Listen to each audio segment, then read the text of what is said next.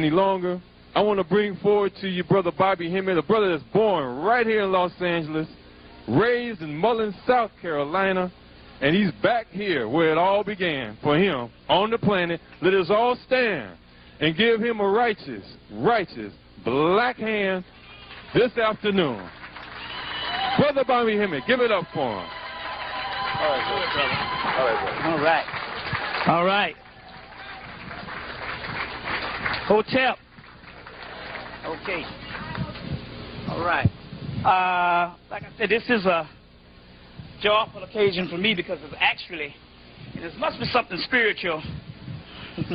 Must be something spiritual here because, like I said, I was born here in Los Angeles, and my first time being back since I think age 1. And it was interesting because I've crisscrossed the entire country. I got tapes in Africa, Japan, Virgin Islands, all over the country. I got over 150 videos out, and I've been everywhere that you can imagine except here.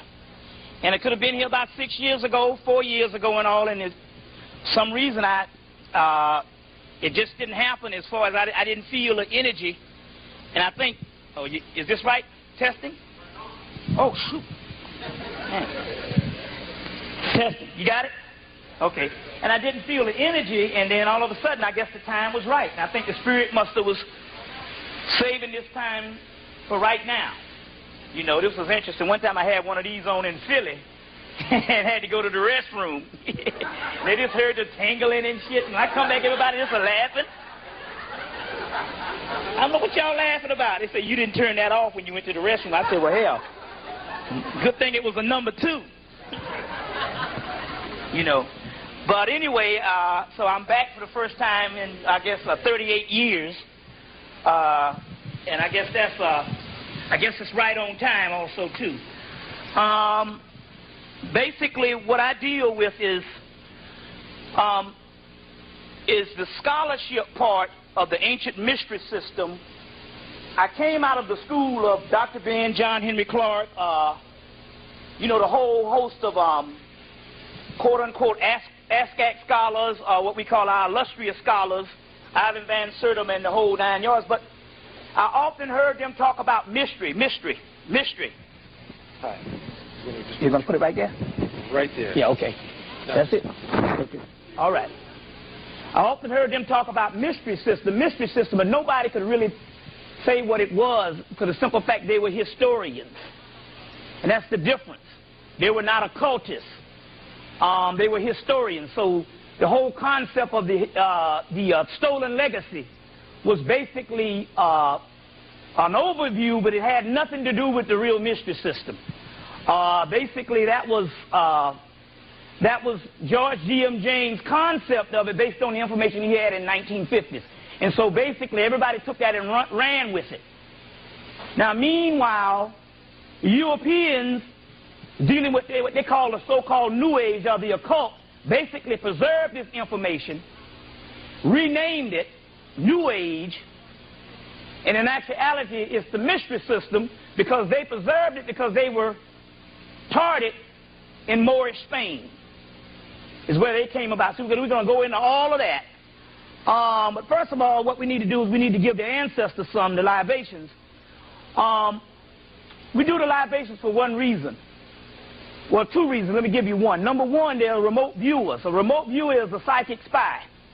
And a psychic spy is a person that basically can be wherever the hell they are and they can tune in. And they even got black people doing this thing. The chief remote viewing center is at Emory University in Atlanta, Georgia. So when you had your people, the Applewhite people, remember the people that killed themselves in the house back in 97, all those 49 people? All of a sudden they raised their heads and they said, yes, this is Courtney Brown and Lieutenant Ed Dames, and we do this remote viewing. That they developed this remote viewing, this psychic spying in the 1940s. So what happened here is you pour your libations to block that out. Now, I was in Jacksonville, Florida, back in 94. And I poured the libations, and what it is, they got this central church, this Baptist church that runs everything down there. And basically it's a whole bunch of occultists and Wiccans that run this thing, and they spy in on the black community. So when I poured the libations, they couldn't block things out. Oh, you're going to put that, oh, well, you're good to go now, right? Okay. All right. I blocked things out and shield everything, and as a result, what happened was they had to send some Negro over to try to get me, invite me to come over so these people could give me a whole bunch of books. Now, the whole thing, there's zones. Now, these zones is I blocked out and I got the spirits blocking for me, and I leave like a fool and go where they are, and they got their entities blocking for them, and I get up in there and they zap my ass. So there's certain zones, and you got to stay in your parameters in the spiritual warfare.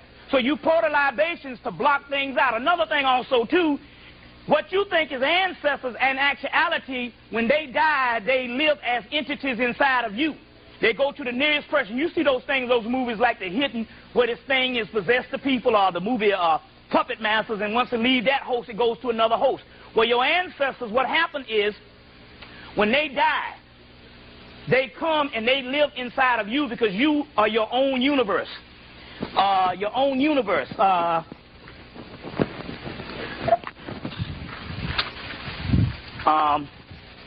The beings who live below say that God is on high, while the angels in heaven say God lives on earth. The Zohar. Zohar is the Kabbalistic text found in the so-called ended up in Spain, and this is where you get your Kabbalah from, coming from the temple of Kom-Ombo in ancient Hemmitt, or ancient Egypt.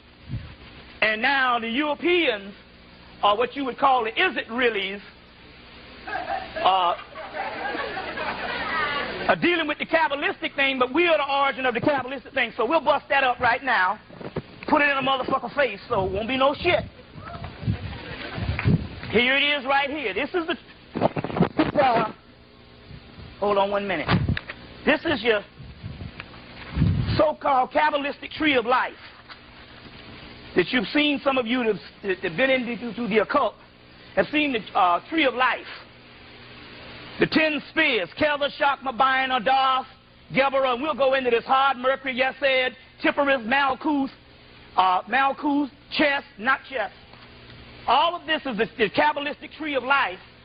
But here's the original tree of life, which is the same spheres. The other ones are broken off right here in the temple of Kom-Ombo in ancient Kemet. So, like I say, you put it in a person's face. So, what we're dealing with here, number one, let's get this straight. This is not history. You can argue about history all day long. Hell, it was our history and all of it was black. So that's the end of that. What we're dealing with here is the deep regions of the occult knowledge, and the word occult means hidden. That which is hidden are the esoteric teachings, which means inner or mystical realms. This is what we're dealing with here.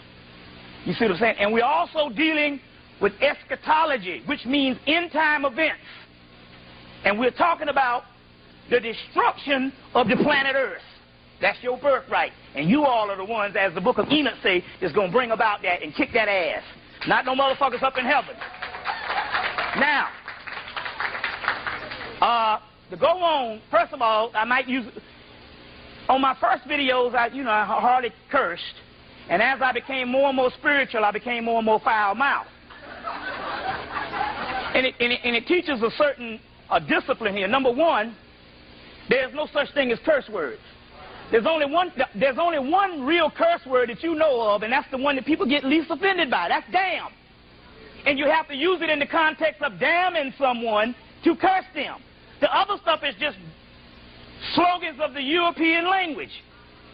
You see what I'm saying? Fuck, man, an English prostitute. You see, shit, do you know the word shit is one of the most ancient names for God? Shut or soot,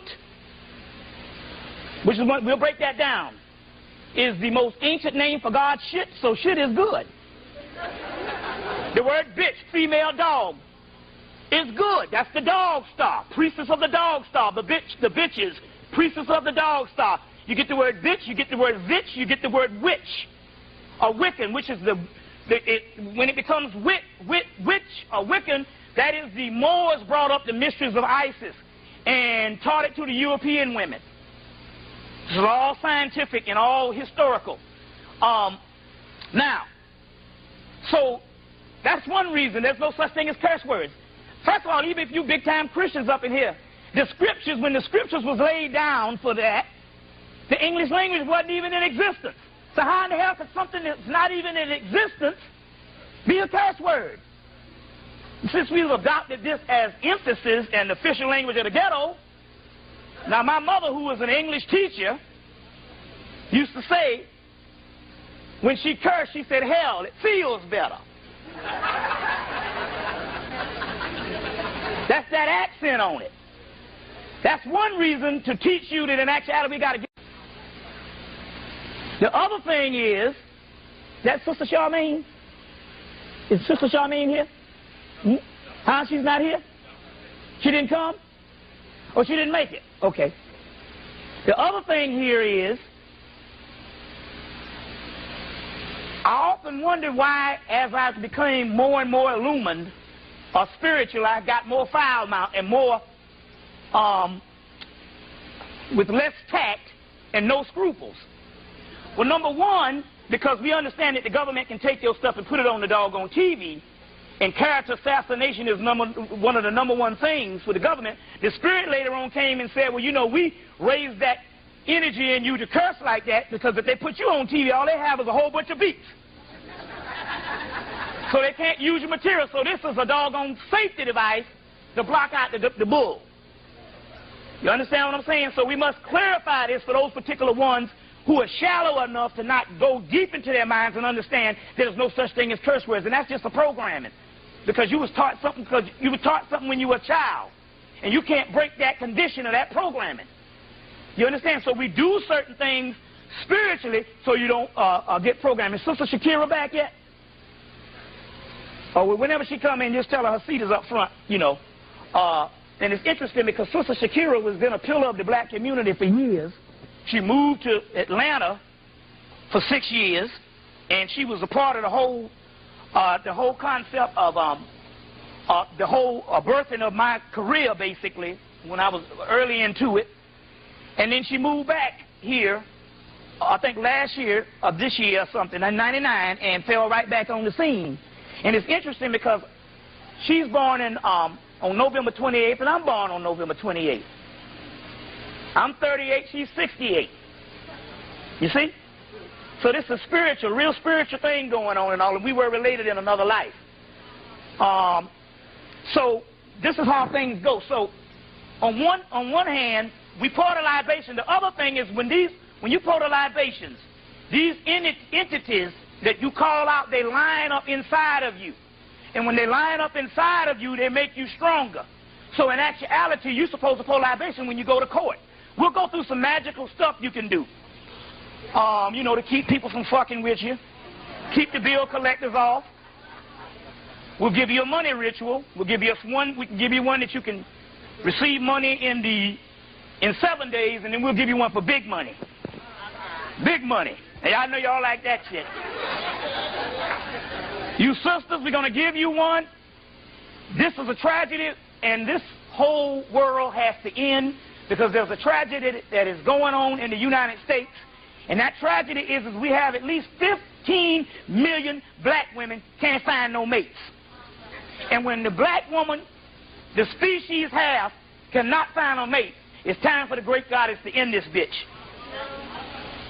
But since we got black men defecting your ass at an alarming rate going to the other side, I don't know, white, Asian, whatever, they don't want you. So we're going to give them an attitude adjustment so we got a good love ritual for their ass. And don't, to try to curb that shit the other way and bring them brothers back to you. So yeah. So we got a good love ritual for you behind and put it on them. Before the Chinese girl get them, hit them in the head. See what I'm saying? You know, and this is interesting because my mate for the last 7 years just departed. So I said, man, this is the worst place to go. All these beautiful women, and you single now. But one of the keys here is she didn't depart. It was a mutual agreement. The sister that I was with I met her when she was 20. So I got her when she first got out of the house. And then she looked up about a month ago, and she just turned 27, and she was like, damn, I never stayed on my own. I never did anything on my own, so I just want to go out there and see how it is to be on my own. And I said, I guess you're right. I said, because shit, I partied from age 14 to 30. I said, I used to open up clubs for niggas. I said, personally, I said, being spiritual enough to understand this, I said, I think you need to, I said, it would be different. I'm 11 years older than you, but it would be different if I met you at 27, when you was 27, but I met you at 20. You just got out of the house. And I mean, we had a good run. We flew all over the country, and we did a whole lot of things together. She's a master psychic. You see, I'm going to miss that. But, I said, I think you need to go. Plus, she was one of them kind, you look the wrong way, she'll know. So if I messed around, she would know. You see that on the which way is up? See, you mess around, I know. You see what I'm saying? So I thought the wrong way. She said, oh, something up. So, but anyway, so I told her, I said, you're right, I think you need to go on out. And she didn't miss a beat getting the hell out the door. Man, shit, she got a place in a week, phone in a week, gas in a week, lights in a week. I'm like, damn. You act like I got the plague or some shit. And she didn't miss a beat getting out the door. You know what I'm saying? So, I mean, that's good for her, but that ain't too good for me. And also, all of a sudden, I'm back on the single zone after all these years and stuff. And you know how it is? It's like, that would be cool, but it's one thing if, if something wasn't going right for years and you just had your eye, but, I mean, it just was abrupt, and we both agreed, hey, because we did this major ritual, and after the ritual in January, she said, I got to leave. I said, yeah, they forcing you out. But anyway, so, since I'm not even socialized, I don't even know how to even act around a woman, you know what I'm saying? Because, you've been out of the game, you used to everything, so, you ain't even socialized now, because there's a whole socialization when it comes, So I'm like, but I also, it's kind of messed up because I am the brokest man in the Western Hemisphere. Literally. I gave up everything, and the only money I have is the money I have in my pocket, and right now I think I got about $5. So I'm the brokest man in the Western Hemisphere. So, I mean, so I guess that'll cut that in half. All right. But then again, I can stimulate you mentally. Yeah. Yeah. Yeah. So, but then again, but anyway, going on, we need to do these libations because we need to block out this, and we need to line up some stuff. So, you want to get in the habit of pouring libations weekly. I mean daily, every morning. So I got 2 or 3 good libation lists that I'm going to leave behind. Brother Prentice, you can get this stuff printed? Brother Prentice, can you get these 3 libation lists printed up? Print these up. Print up about 100. Print up about 100 of these, and they can stop back by the shop. Next, and sell it for like $1 or $2. And these libation lists, they have the Voodoo, the Yoruba, the Kabbalah, the Egyptian, the Hindu, the Santeria, the Greek, which is Etruscan. The original Greeks were the black Etruscans, the Phoenicians. And they started Greece and Rome. So these names are African names. The Etruscans, the Phoenicians, the Etrurians, and they were the Typhonian Egyptians that was pre-dynastic Hamites. We'll go into all of that. So we're going to, for the people that are interested in the libation list, we'll leave this behind. We'll leave this behind.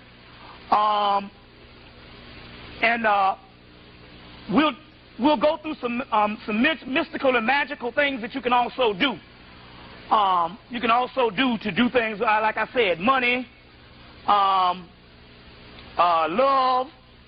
There's a good one for your nature to rise, a voodoo one called,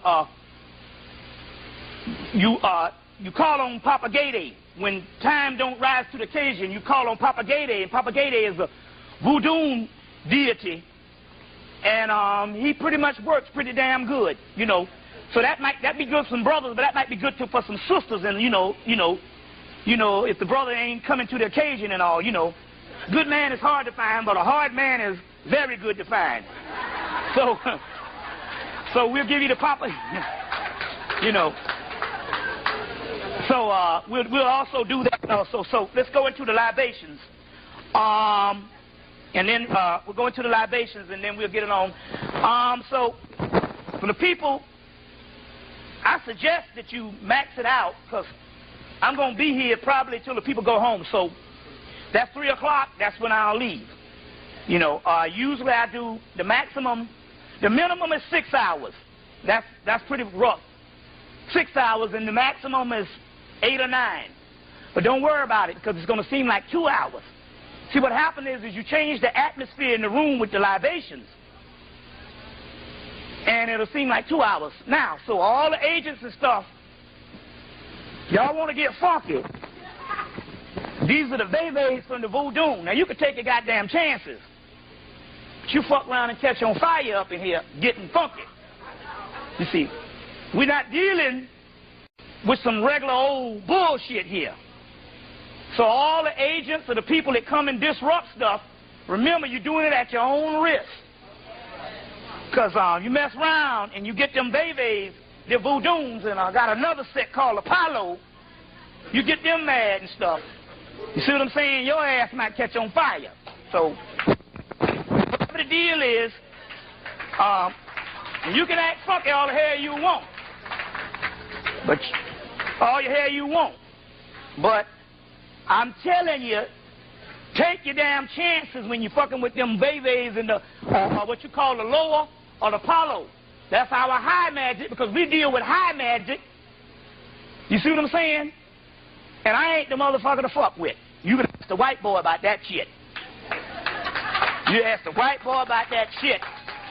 I'm not the nigga to fuck with. You see what I'm saying? Because you don't want to mess around with them cats there the wrong way.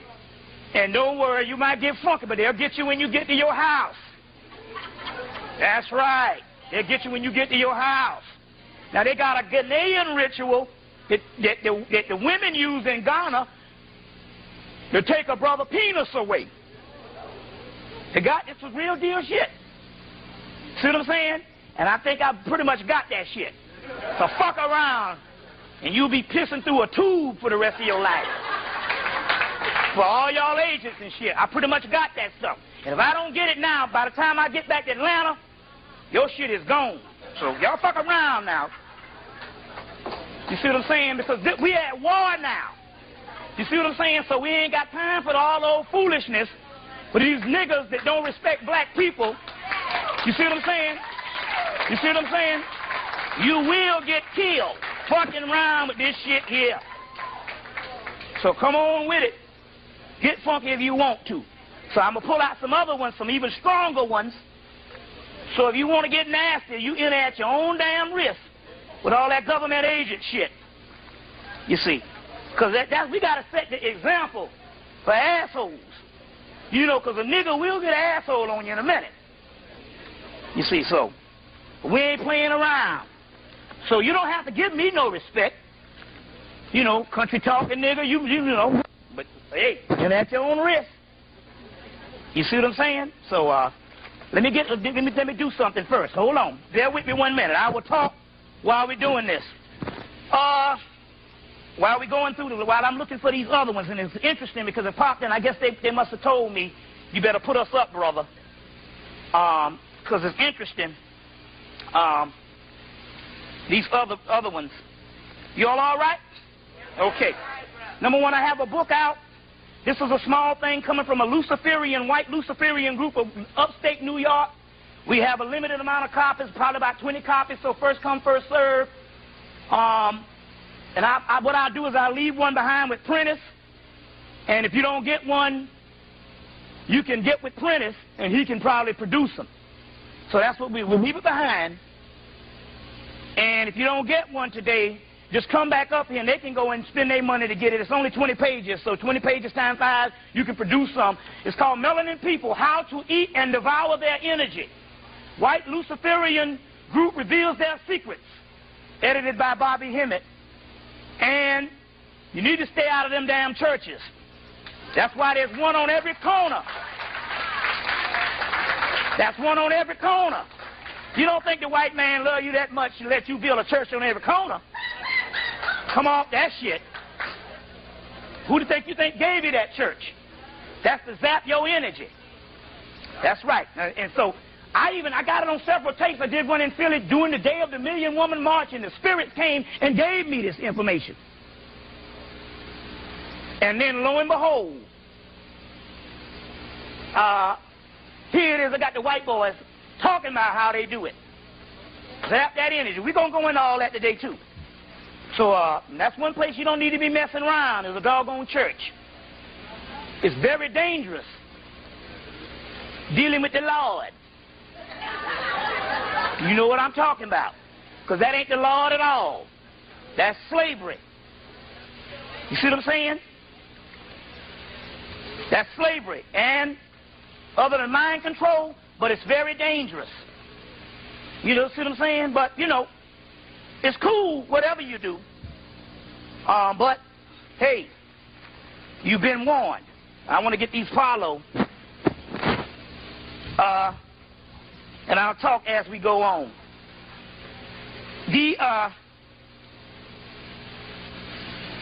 This esoteric science, well, I know what I'm going to do. I'm going to just pour the libations, and then as I talk, I'll be able to line them up. Yeah. Yeah. And so we can do this and all.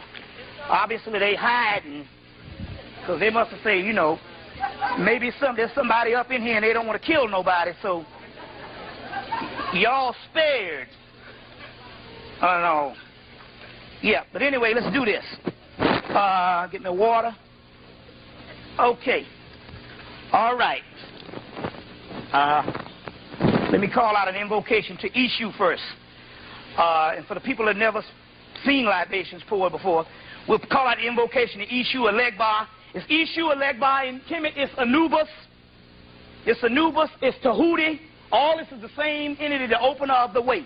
Ibaku, Ibaku, Malambu, Ishu, Ibaku, Malambu, Ibiku, Marambu, Mayambu, Omi, Kangichu, Ibaku, Omoki, Akau, Mabu, Ishu, Kalu, Ibaku, Malambu, Omi, Ku, Ibaku, Malambu, Obiku, Ibaku, Malumbu, Aku, Ishu, Kala, Aku, Abiku, Malumbu, Aku, Ishu, Kalua, Ibaku, Malumbu, Omaku, Ku, Oko, Ashi, Orom, Laro, King, Lori, Ishu, Colombo, Ishu, Koma, Colombo, Aki, Anaku, Lea, Anaku, Lea, Aku, Chi, Ibaku, Guana, Ishu, Laro, Akanu, Aro, Aroli, Aroli, Anaku, Anaku, Lori, Anaku, Lori, Anaku, La, Guana, Lori, Ashe. You all right? Okay, ready? Ishu Oro, Ishu Ipun. There you go, Ashe as loud as you can. Ishu Oro, Ishu Ibakun, Ishu Akutu, Ishu Osi, Ishu Ogobo, Ishu Mari, Ishu Jatu, Ishu Ayi, Ishu Adora, Ishu Dodo, Ishu Agaran, Ishu Gabya, Ishu Okon, Ishu Orari, Ishu Alua, Ishu Katasi, Ishu Kori Duni, Ishu Elegba, Ishu Imaja, Ishu Lori, I say Ishu Akani, Ishu Okruni. Ashe, okay, all right, let's do it. Okay, y'all ready? Okay, let's do this. Agasu, Agari, Edo, Zane, Barasundi, Basmati, Bridget Uttaraquax, Dambala, Azuri, Wadi, Wahambari, La Serene, Legba, Zaka, Marasha, Mystery, Ogun, Simbi, Papa Zaka.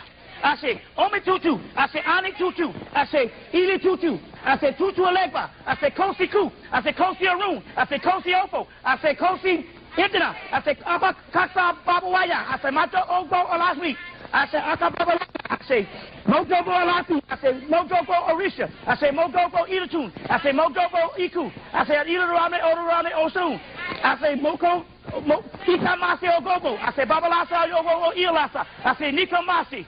I say, okay, let's do this. Aim. I say Aim Soda Uda.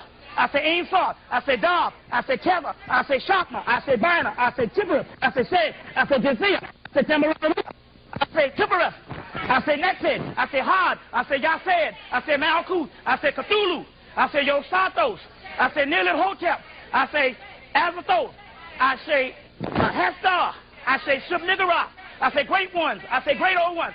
I say Kulu Kulu. I say Nakumpa. I say Amelinga. I say Sutnesit. I say Sutnubit. I say Lakshmi. I say Jansia. I say Edoedo. I say Ewa. I say Oba. I say Iva. I say Inanna. I say Ishtar. I say Vashashetu. I say Pataneta Unra. I say, okay, let's roll on. Osea. I say Aset. I say Tahuti. I say Mayat. I say Patah. I say Sut. I say Amenra. I say Amenrithasa. I say Amensa. I say Satis. I say Tetanin. I say Upwaret. I say Anpu. I say Anubis. I say Brahmin. I say Brahmini. I say Ramasandra. I say Siva. I say Inasuda. I say Sita. I say Hanuman. I say Asura. I say Hinsaman. I say Lakshmi. I say Jinsia. I say Dambawalawedo. I say Marasha. I say Bridget. I say Adamgurdi. I say Ogufarelli. I say Ogushengo. I say Ozuli. I say Edoedo. I say Zaka. I say Alapi. I say Loa. I say Ife. I say Oshosi. I say Olakun. I say Olaroon. I say Adudawa. I say Alafi. I say Obatala. I say Aruna. I say Ogun. I say Shango. I say Oshun. I say Legba. I say Yemenya. I say Orisha Oku. I say Oya. I say. All right. To all gods known and unknown, I say. To all ancestors known and unknown, I say. The Hemmitt family, Davis family, all my family members, 1, 2, 3. Start calling out your family members. 1, 2, 3. I say. I say. I say. I say. I say. I say. I say. I say. I say. I say. I say. Zarabanda. I say Zarabanda. I say Zarabanda. I say Makumba. I say. All right. Now, you're at your own risk now. Okay, let's deal with some stuff. We'll roll with it. We're going to deal. We're going to start off with what I call the, well, I guess, yeah, shoot. That's a lot. Yeah, you might well give me all that. We're going to start off with what I call the hard copy.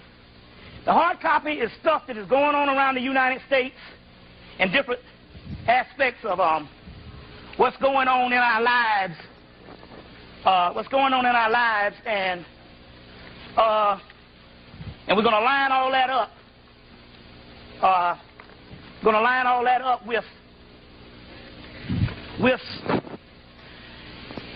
To present the whole esoteric aspect of what's going down. So, first of all, I want to go into some things that's actually happening at this particular moment. Now, like I said, there's a million black, let's say it's almost 10 million to 15 million black women can't find no males. So we got to curb that. But that's telling you that in actuality, the earth plane no longer provides the type of living that we need on the physical, and we have to go to the next plateau. I'm getting ahead of myself, but we have to understand these particular things. So I'm going to go into things that you've never heard before, and it's going to be irrational, illogical, and no common sense. But if it makes common sense, if it's rational, logical, in a world like this, then you're dealing with the wrong shit. You see, so this is the spirit realm does not supposed to line up with what is apparent and what is left brain and what is what we would call good sense. The spirit world don't supposed to make no sense because this realm is so damn low until it can't even comprehend things on the other level. So, now, you know, it's interesting because they got brothers and sisters in Africa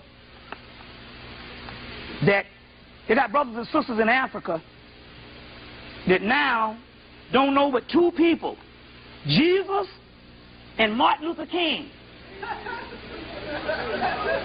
They don't even, we got, one of the brothers just went over to the continent.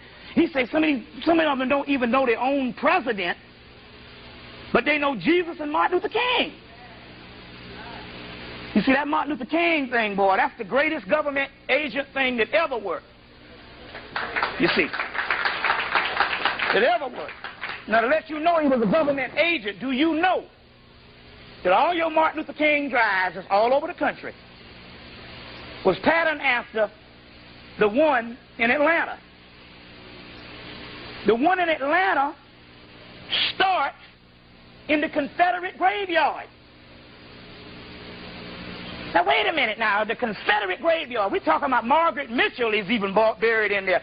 And they had to honor her with the whole going with the wind shit to bury her in the Confederate graveyard. Do you know that Martin Luther King Drive starts in the Confederate graveyard? Now, that's an oxymoron and a contradiction. Or is it? That means that he had to be the greatest government agent there ever was, the Negro Boule.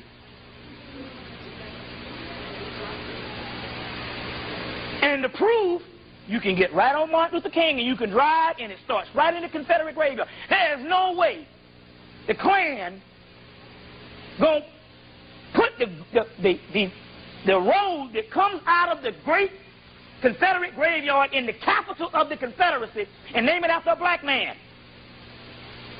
You see? Now, Martin Luther King, as you know, patterned his whole science after Gandhi. What happened was, in the 1950s, you had Honorable Elijah Muhammad's movement. You still had a resurgence of the Noble Drew Ali movement that was popping up, was carried over, although they killed Noble Drew Ali in the late 30s, early 30s, late 20s. But still, it was still strong enough, and it was still holding on. The Nation of Islam was getting stronger. They had a motorcade for Martin Luther King, Elijah Muhammad. They had a motorcade congressional parade for Honorable Elijah Muhammad in 1956 in D.C. And he went to the Congress and damned them all to hell. You had the real civil rights movement started in Harlem with your boy, what's the preacher, Adam Clayton Powell. You had another movement in Mississippi that was going down, and they said, wait a minute, if we got to get on top of it, we got to fashion a movement that can be counter-revolutionary. During the same time, Malcolm had already started teaching, and they needed something to balance that. So the British intelligence called and said, hey, we were successful a couple of years ago with Gandhi, and Gandhi was an agent for the British intelligence. And we was able to get out of India with the nonviolent bullshit, and Gandhi being an agent of the British intelligence, and we staged the whole thing. And you know that Britain is still the father of America. See what I'm saying? You know that whole Rothschilds and all that whole 9 yards. So they said, look, why don't you find some black person? They were supposed to get Ralph Abernathy at first, but he was a little older. And they found Martin Luther King because he just graduated from Morehouse and the Boston University and all that stuff. And he was a little more fine-tuned. They needed a charismatic person and a little bit younger. And that little Camelot thing with the little pretty wife. You know what I'm saying? And we'll find him and we will give him these doctrines. And we will do the same thing in America with this nonviolent thing that we did in India. And ain't it funny how they always throw that Martin Luther King shit up in your face every time you get funky? Because he was a British intelligence agent, basically an agent for the government, and a Negro Boule and all that stuff. But the Confederate graveyard, the street that all the other Martin Luther King streets are patterned after starts in the Confederate graveyard. And when I went to Indianapolis, they said I will start in a Confederate graveyard too, a real Masonic graveyard. Now wait a minute, these are two white graveyards that automatically is going to host a person that was supposed to be the upliftment of black people? They care about him that much? Come on. No, he did a job well done. And they always honor you with a job well done when they give you a holiday. Why is it one of the most racist presidents in history signed the holiday in 1985 into order? Because it was a dream realized by the whole conservative faction of the Klan and the United States government. You see. And so all of a sudden they took this same black figure over to Africa, and now they know Martin Luther King in Africa. And Jesus, the other government agent, if you want to put it that way. JC done took more black women wives than any player out here. Now, you know Alton Maddox. We're going to go through some things that's happening. You know Alton Maddox, who is the brother that stood up, the lawyer that stood up with Tawana Brawley and C. Vernon Mason. They stood up for you. Got that candy bar? See, I got a way to do this shit for like 9 hours straight. Did the brother ever get that? You got that? Up there.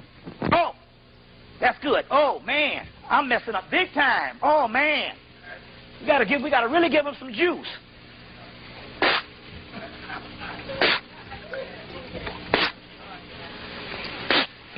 Excuse me, we didn't get on you. This is the juice. This is Maya's rum, Jamaican rum.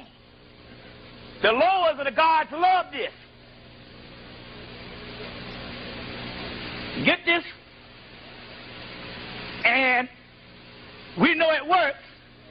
You ain't got no insurance and you drive with no insurance, split this four-way in your car. And you ain't got to worry about it. I know a sister was driving with no insurance, split this in her car, got stopped by the cops, and she gave him some old shit for about 10 years ago, and they said, oh, move right along. You see. This is your protection. So we got to get that. And also, if I give the lower some, you should take. Never give them nothing that you won't take a sip yourself. Don't mind if I do. This Maya's rum, Appleton rum from Jamaica, any rum from the islands, Antigua, Barbados, any rum from the islands. You see? Get this rum. Got to line stuff up. Split it 4 ways in your house, and also split it in 4 corners. You see what I'm saying? Split it in 4 corners. You see. So get that particular rum. First of all, I want to say this. This month, they're going to do the ultimate disrespect to black people. Now, what we're dealing with here is this lecture is not just another theory and another talk. We're getting ready to go to war with the United States government, and we're going to kick them in their ass from the spirit realm. So, I'll go into that later. That's on into the crux of this thing. We're ruling with power now. So this ain't no bull no more.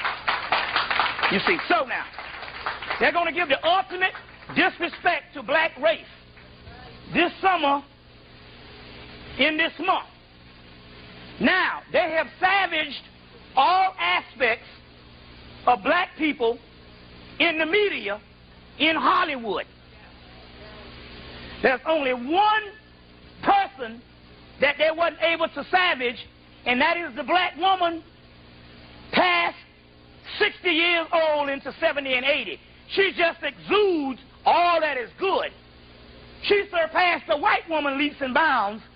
It's just, you just can't think of an old black woman as being fucked up. She might be an asshole. But the icon of all that is pure on the world stage is the black woman past 60. Especially 70 and 80. This is an icon that's worldwide. So this is the last frontier that they had to savage. They've savaged black children. They've savaged the black male. They've savaged the black female. Prostitutes, pimps, drug dealers, all that. The only person they have not been able to savage was the grandmother. And that's where we draw the fucking line. We go into war. We go into fucking war.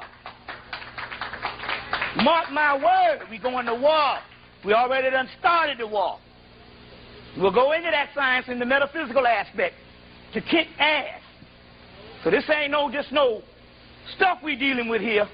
We go into the powers of the dark side. So don't get all scared. We'll explain what that is. The stuff that they don't want you to know about, which is your science and your African power. Now, they're getting ready to savage the grandmother. They first introduced this thing with the Nutty Professor 3 years ago. But they made it such a Disney icon until it's a movie that you can just show to everybody. It's so funny, whatever. And they show the basic, fundamental black family. Although they got them all fat and stuff. But, good wholesome movie. Pattern off the original Jerry Lewis Disney flick. But, that's to bait you to accept the other thing, and they're going to run it past you, and you're not even going to get it. But you're going to get it today. They're getting ready to savage the grandmama, because the one that's going to get real freaky in this is the 80-year-old grandmama. Now, have you seen this? They've never had a commercial on TV in the history of commercials in the media where somebody drops their drawers on primetime television. And they got the grandmama standing up there, dropping her dress after Eddie Murphy, and then dropping her drawers. And they're going to savage you. Then they got, if you go to the movie, they have a trailer where she gets naked, jumps in the pool, and goes down to give him head. They savaging the black woman, the grandmama, 80-year-old grandmama. This is the last frontier, but they mean that they don't give no respect to nobody. So she jumps in the pool, in the jacuzzi, and goes in there and gives him head. And he jumps. But they've been showing it all over the country where she stands up, she takes her dress and drops her dress and drops her drawers. And that's what they do based on savaging you. And they show these things all over the world. There's no such thing as local TV. We get this stuff in China. So the Chinese will say, oh, so that's how the black grandmama is. And this is a form of mind control, how they savage you every day. Savage you every day. See where I'm coming from? So they're getting ready to do that because that is going in for the kill. It's a psychological warfare. If they can doggone dehumanize you, then they can exterminate you, or when you look up and you're already exterminated, the people go, well, you know, those people were savages. They've already convinced the Africans. Let's cut this shit out now. Come on now. I ain't telling you no stuff I made. I'm telling you what the Africans say. I got Africans to say, yo, man, when we literally, the white man come and he show us pictures of you and say that you savages. Anybody ever heard this stuff, this science before? So they savage us around the world. But they didn't get that icon, and they got to get the American icon, because the American icon of purity is not the white woman.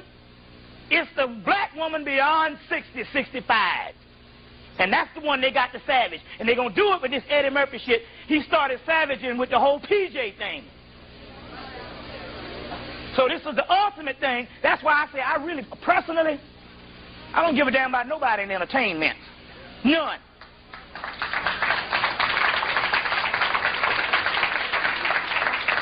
And damn a nigga who run a basketball down. Go get Superman 1. The guy said, in the movie Superman 1, Glenn Ford said, man, you got something, you came down here for something special. He said, I don't know what it is, but it ain't for running touchdowns. And that's what we doing, running fucking touchdowns. So damn a sports figure. It's really asinine for a grown man to be playing some sports. You're world-class people. You're world-class people. Hot idiotic you running down the damn shit with a ball. It ain't nothing but organized homosexuality. You sticking your hand between a man's ass to get a brown piece of turd. That even jumps past the Francis Quest thing. Sticking your hand between a man's ass. You can't hand off other ways? Come on, man. Everything is everything. Don't let nobody fool you. You see what I'm saying? But that was reserved for the white boy at first. No, but now you want to stick your hand between somebody's ass. And in the 80s, over half of the college football people, quarterbacks, became black. Now you stick your hand between the ass. Got to understand the science behind this shit. Sticking your hand between somebody's ass to get a brown piece of turd. That's science. You got to know what time it is. You think it's raunchy? No, this stuff is real. They savage you on every level. See what I'm saying? So they're going to do that with the whole nutty professor thing. They're going to savage the great-grandmama. But we coming for war. Now, Alton Maddox, who stood up for Tawana Brawley, him and Seaburn and Mason back in 1988, he got disbarred because of that, because they refused to go to the court, and they disbarred him for 10 years. And he was supposed to receive his, they disbarred him like in 89, he was supposed to be let back into the bar last year. So the brothers up in Harlem was like, hey, what's up, man? Why you didn't go back? He said, well, I'm going to drop something on y'all. He said, I could have went back 7 years ago. He said, Charlie Rangel called me upstate. He said, you know the deal. You can come back now, but you know what you got to do. You see, our professions are privileged. We are not citizens. We are property of the United States government. And they showed you during the Million Man March, when they said, wait a minute, at the end of the day, they say 700,000. They said it was well over a doggone 1 million people. 1.5. But we're still 3/5 of a human being. 3/5 of a human being of 1 million average out about 700,000. That's what they were telling you. Based on the 3/5 of a human being law that was never eradicated. You see what I'm saying? You are property of the United States government. And when you are allowed to become so-called trained or educated, they give you privileges. I know I spent 8 years up in the universities and didn't learn shit. They give you privilege. And when you break those privileges, then they reprimand you in order to get back into them, to invoke privileges back. You got to buy your head as a slave. So Alton Maddox said, in order for him to get his bar back, because that's the deadly shit, to get back into the bar, there has to be a white man or a rabbi Jew to walk him down the aisle and vouch for him and recommend him back into the bar. And until he gets that European to come and recommend him back into his system, he can't be barred again. See? Always a slave. Once a slave, always a damn slave. See what time it is? Now here's the man, top lawyer, saying, I can't get my thing back because I ain't going to buck dance that way. See what I'm saying? The hell with it. I ain't going to go and ask the white man to please let me back and give me privileges to send niggas to jail. Come off the dumb shit. You know about this? They was talking about this is big stuff all in Atlanta. Now my ex-queen, I got to get used to that. After she left me, she had to go get another bank account, to get stuff right. They were like, no, man, you got default loans. You can't get a bank account if your credit ain't nothing. Your credit ain't right, you can't get a bank account. I was like, well, shit, you don't need no bank account, no way. My mama took her money out of the bank in 1975. You know, mattress, wherever you get innovated. Poor person don't need to be saving no damn money, no way. Shit. Come on, we need to save. 2 paychecks away from poverty. Come on, man. That's a sucker's game. Take up all your money. Now, you know they found a girl in the water. A few weeks ago, they found a black girl from Haiti washed up on the shore. Just like the whole Ilion thing. But they sending her back. And nobody don't know about it. They're sending the sister back. Little baby girl washed up on the shore. But they're sending her back. That Ilion thing wasn't nothing but a ritual, a Christ ritual. El, which means S-U-N and S-O-N. On, which is eon, or it means opening. On, anpu, an, opening, opener of the way. Ilion, it means Christ opening, doorway to Christ. And it's like Dick Gregory said, we want to know how that little boy stayed in the damn water for 52 hours on an inner tube and then go to sleep. And washed up, looking like Beaver Cleaver, just as nice and clean. And how is it the man who found him ended up in the closet with him? Come on, man. That was a ritual found on Thanksgiving, rescued on Easter weekend. Same time on Easter weekend, they always show what? The 10 Commandments. And Moses was what? Drawn from the water. It's a ritual. Found and drawn from the water. Rescued, reunited back with the Father. The Son shall be reunited back with the Father. That's the Osirian thing. This was a Christ ritual. It was a Christ ritual. Just like that boy that got killed, that Kennedy boy. That whole family, they chose years ago to sacrifice. Started with Joe Jr. Then one of the sisters got, they all of them dead. So then this boy here, John, they killed him on the middle of the summer solstice of Sirius rising. John gets killed. He gets killed on the 28th. He gets missing on the 28th. Osiris was 28 when he died. There was 28 people on the boat. Now I want to know this. They gave him a congressional burial at sea. And they said, well, he did all this community service and shit. Yeah, right. Like you're going to bury some Sammy Davis or somebody at sea. Yeah, right. Come on now. Whoever. So they go and they bury him at sea. Then they say, okay.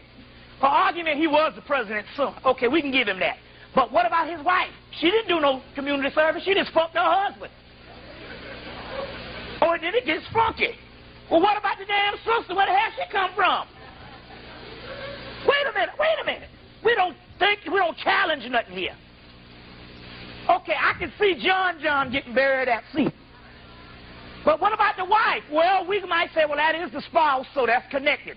But what about the fucking mangy-ass sister? But 28, Osiris dies at 28. He died on the 28th. He got missing on the 28th. Now, they found him. One day, they buried him the next. Come on, man. They buried him the next. They got 28 people on the boat. And Osiris is standing in ancient Kemet between Nephthys or Aset Isis, 2 sisters. Osiris stands between 2 sisters. He's the middle pillar. The 2 sisters, the Mayat scales. All a ritual. You see what I'm saying? Now, anybody know what a Breitling is? A Breitling. A Breitling is a watch that's probably the most elite watch on the planet.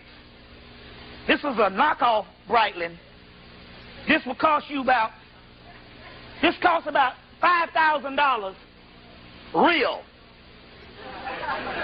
Cost me $30 on Canal Street in New York. You see, this costs about $5,000, and no, this one has the gold in it, so this would be $7,000. And if it was all gold, it would be $20,000. Well, they got one called a Breitling Emergency. Now, this Emergency has a little button. I got one of them fake ones, too. I got one for 20. I think I got mine for 30. But I got mine for 30, but it can cost as much as $50,000 or $100,000. Depends on you get the one with the diamonds on it. Did you see the movie The Skull and Bones? Anybody saw the movie The Skulls? Remember when they crossed over, they gave him this watch? It was a Breitling. That's the elite shit.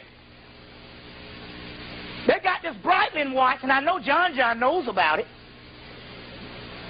It's got a little button on it. When you go down in the water, you can be in Timbuktu or Kathmandu. You pull that button, they come and get your ass. Whether you're in a plane or a boat, you pull that button, they come and get you. Now, I know John know about this stuff because it's a pilot's watch. You see what I'm saying? But this is when you know that you are in slavery, and this is a slavery penal colony.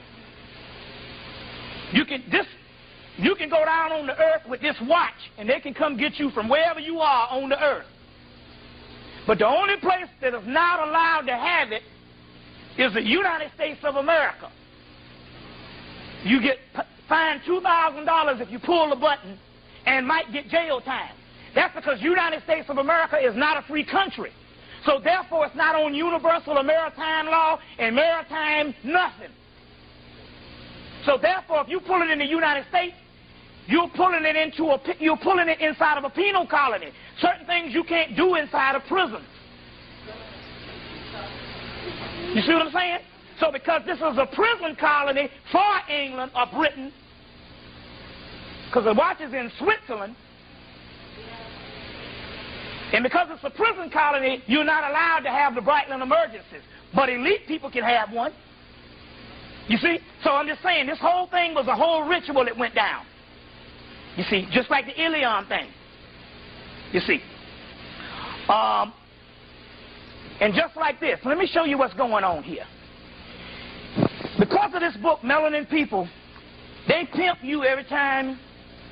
Anytime they bring you something on TV as a conscious measurement that you're supposed to follow, that's a ritual where they're zapping your energy. Now remember I told you this. The boy that got executed the other week. The Mumia thing. The Diallo thing. The Luima thing. All of that is a government operation to get you riled up and angry for two reasons. Number one is mind control. Number one, they can get you riled up and angry because they got something going on major over here, and they're trying to doggone distract your attention over here. So they even tell you when you're supposed to get mad. And what the fuck you do? You go running down the fucking street marching and shit. What an idiot people marching in 2000. We are definitely a savage people. Let's not be funny with this mess. You are world-class people. Done went through hell and back. And you going to march in 2000? So they'll go and they'll shoot the aloe 45 times or whatever. You get all mad. You see what I'm saying? This whole shit goes down during the fall equinox on into the winter solstice when you're supposed to be tapping in the energy. So they got cardinal points that they can shut you down based on you being all mad at the wrong shit. This is science. So they know when they want to divert your attention. Number one rule of mind control. If you can distract the conscious mind, you leave the subconscious mind wide open. And they can make drones out of you and whatever they want to. You see what I'm saying? So the first thing they do is when you get all distracted and all riled all up, that's a certain amount of energy, and they can use that energy to empower them to get to the next point. Meanwhile, you're supposed to be doggone tapping into your shit. Make sure every time, winter solstice, summer solstice, spring equinox, fall equinox, always some shit gonna jump down. You see? Isn't it funny they executed that brother when? When was they executed brother? Give me a date. On the summer solstice. They executed that brother. You see what I'm saying? During the Winter solstice, they found the guys for Diallo not guilty. You all mad. You see what I'm saying? During the fall equinox, not only did they tell you about the Diallo, they had 1 million people march on South Carolina on a bullshit flag to tell the white man not to appear to be a racist. Now, ain't that a shit? You getting screwed up the behind, and you're going to get the only defense system you have is when he shows you he's a racist, and you said, I don't want to know when you're a racist. You can fuck my child in the ass, but I don't want to know about it. We're grown here.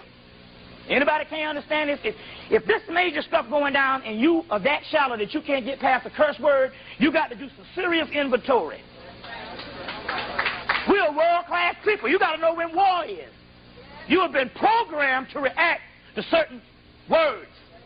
And you got to break that. Y'all all right? So, look for something major to happen this summer. You see what I'm saying? Now, this clone, because you know it's been cloning since 1945. This clone, this guy, what's the cat on the radio that just loves, he loved the white man more than the white man loved himself? What? Larry Elder. Look. You all got to understand science. Larry Elder is not on because they're trying to, they need to be defended by a black man. Larry Elder is on so you can listen to him every day and get upset. And they distract your ass. And y'all don't understand the bullshit. You ain't supposed to be listening to some damn Larry Elder. They understand that there's certain devices that's in you that they're trying to keep dormant. And if they can distract your conscious mind, they can go in and manipulate the subconscious mind of these devices in you that can keep dormant. And if these devices rise up, they will take them motherfuckers off the planet. So you all are getting all upset with Larry Elder, and you all don't even know the game. It ain't even about no Larry Elder. That's a government clone that they put up in there specifically to shut you down. And they got all the so-called black conscious people all mad at some Larry Elder. And you all don't even know the game. It ain't even about that nigga. Nobody can be that asinine and stupid to just negate history in everyday life.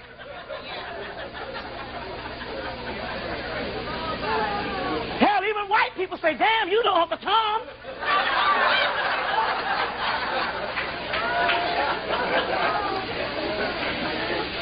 And do you all think that white people are that stupid?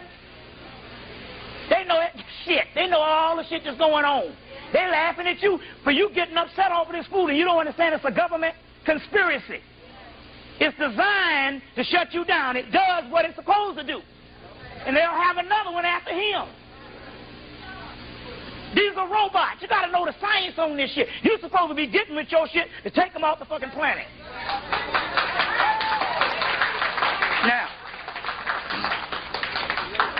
Now they're sending.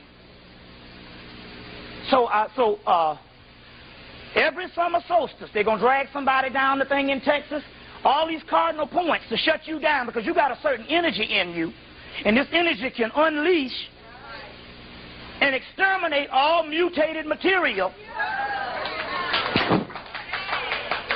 on the planet. But you don't know that. And so the only thing they got to do is do the mind control on you. Well, we feel the energy. You know, they can feel your energy. Something is going on. We're getting sick now. Shit is going on. We're getting sick. You better go kill some niggas and distract your behind. The Haitian government has now said, now look at this, that the 40% of the drugs in America, now excuse me, the United States government said that 40% of the drugs in America is coming from Haiti. Then a week ago or 2 weeks ago they said we got to pump this drug war up again.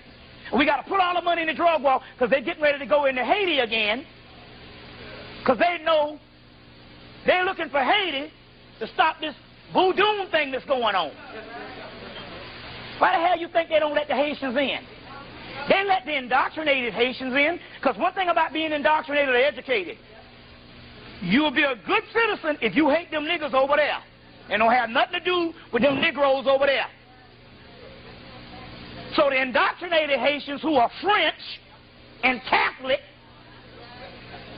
they got their loyalty.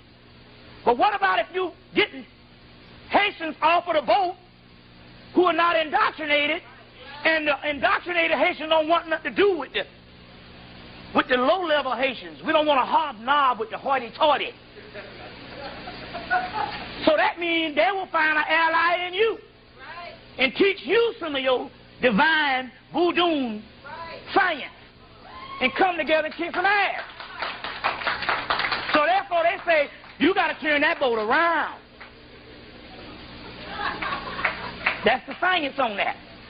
So now they put the whole drug war thing up again. Now they're saying that Haiti, you know damn well the American government is shipping the shit from Haiti so they can get back up in there, because they went up in there in 94 and the soldiers turned the gun on their head, and about 3,000 of them got their brains blown out based on this voodoo energy. You see? A lot of stuff. Look at this. I was wondering, what is the fascination with dinosaurs? You got Barney, you got Jurassic Park, you got Lost Worlds, you got a new dinosaur movie out. And I said, wait a minute, this is talking about the ancient black man. The Egyptian god of the dynastic period is Osiris, Osar. The Greek form of Osiris, or Osar, is Dionysus. You put it together, you get dinosaur. And what they're talking about, when they talk about the genetic cloning of the dinosaurs, they're talking about the genetic cloning of the ancient black people. And all this stuff about dinosaurs is talking about you, code word. Just like they put the whole Simba and Lion King shit, which was the Osirian drama. You see. Now, going on. Y'all all right? Okay. Oh, damn, shoot. About to turn into a drunk round here.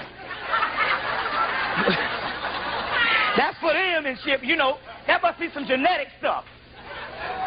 Black man seal bottle.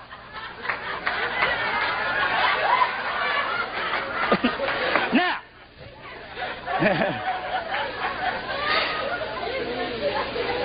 Now. Your whole census thing. Stand up and be counted.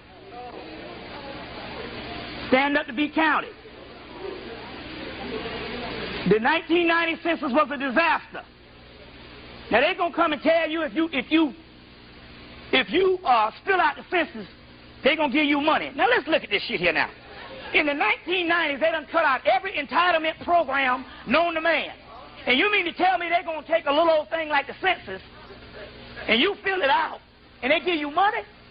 Then all the commercials black. Then they say, we're gonna really fool with these niggas because we know that they're savages. They had a little census man talking. Hey, you seen the commercial where they had the census thing talking? Hey, if you fill this out, you could get some money.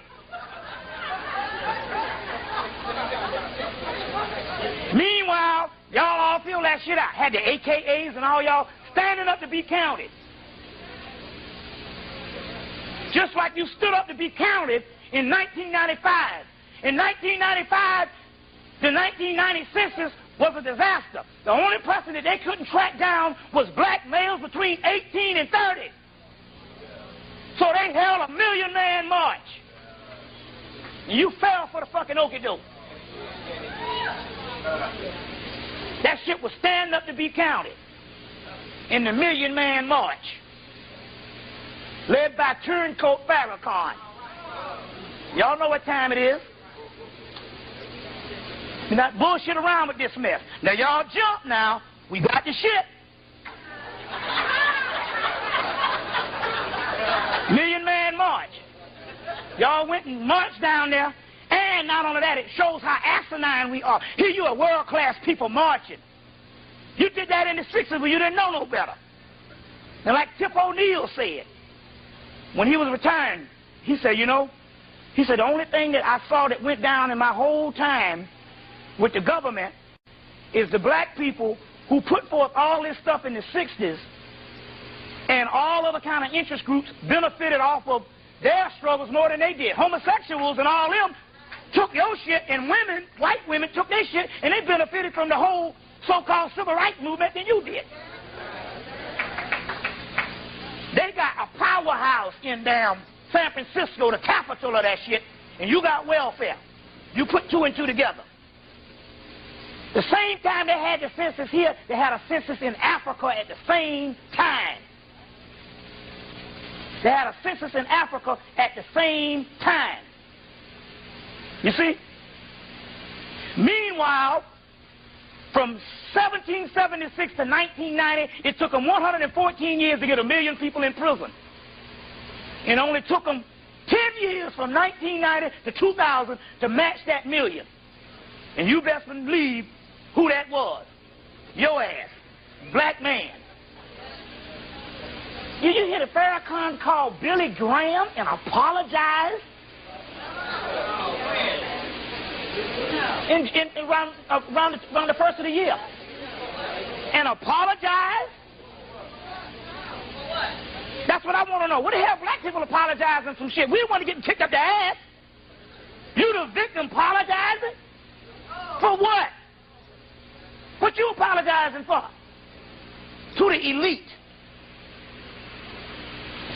Some stuff. Malcolm X's daughter sells the man out right on TV. Tell me we need not look for no conspirators. My father wasn't killed behind the grassy knoll. Well, hell, Stevie Wonder can see that. You see? Call him a man, Uncle, what's the name? Uncle Mike Wallace. Isn't it funny how Mike Wallace always shows up when people selling out and getting killed? Showed up for Farrakhan. Farrakhan go and sign a deal with Edgar Brockman to open up a hotel in D.C.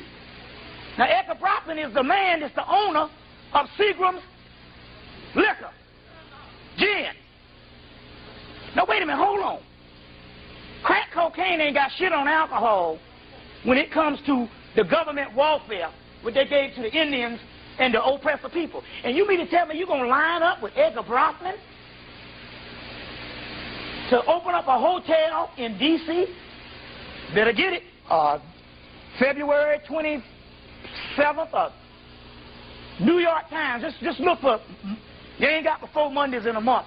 Monday, New York Times, February 1997.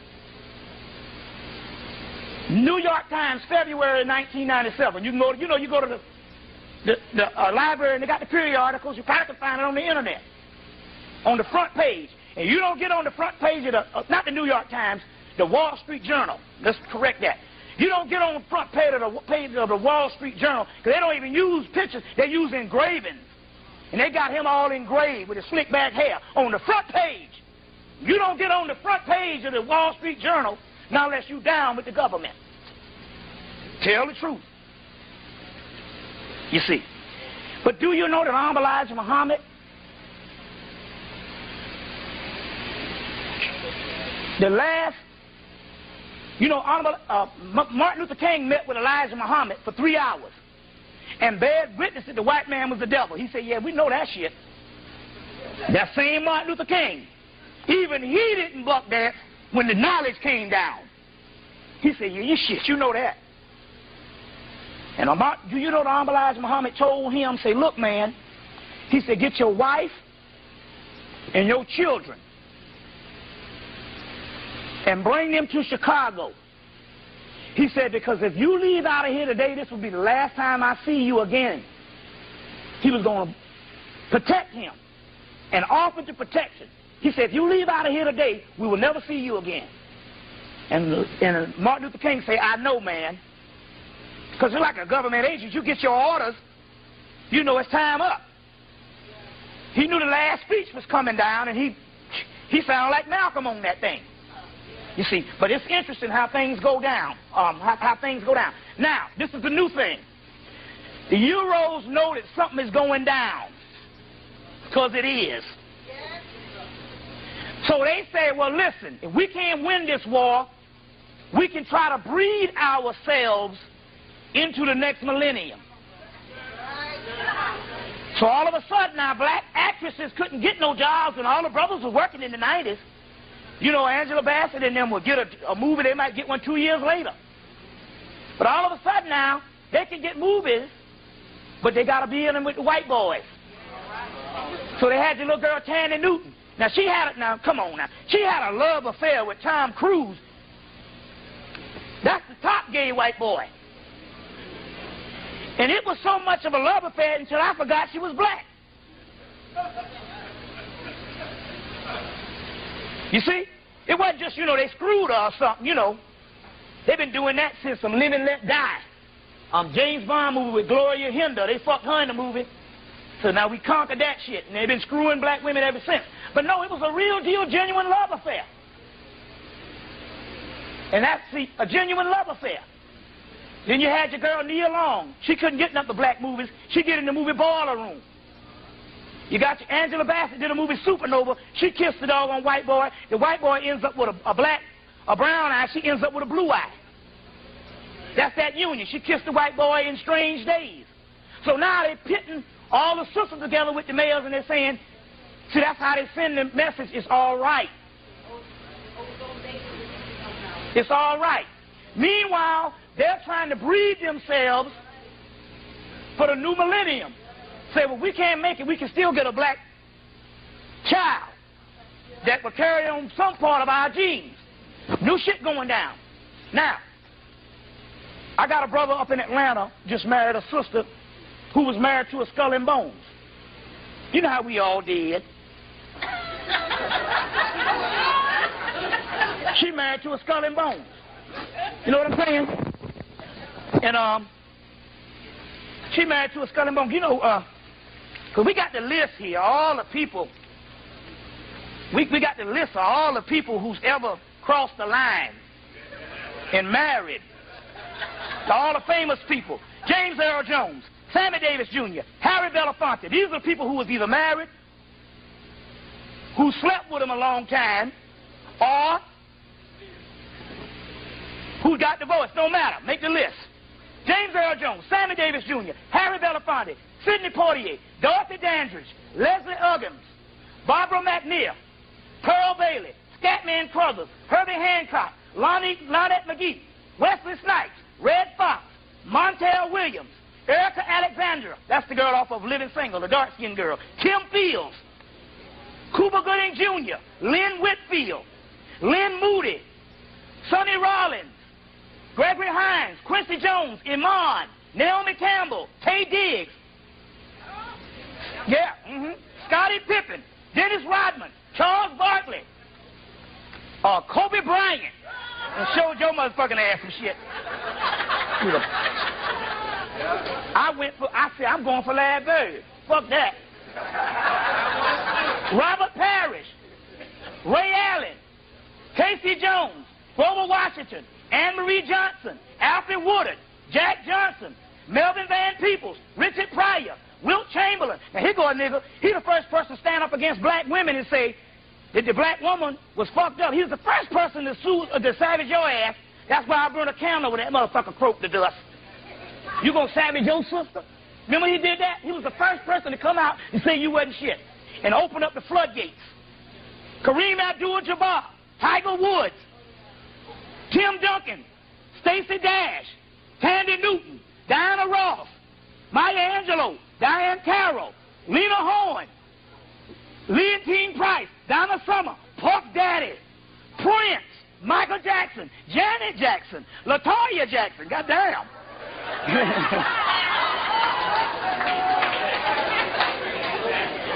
Debbie Thomas, Dorian Haywood, remember him?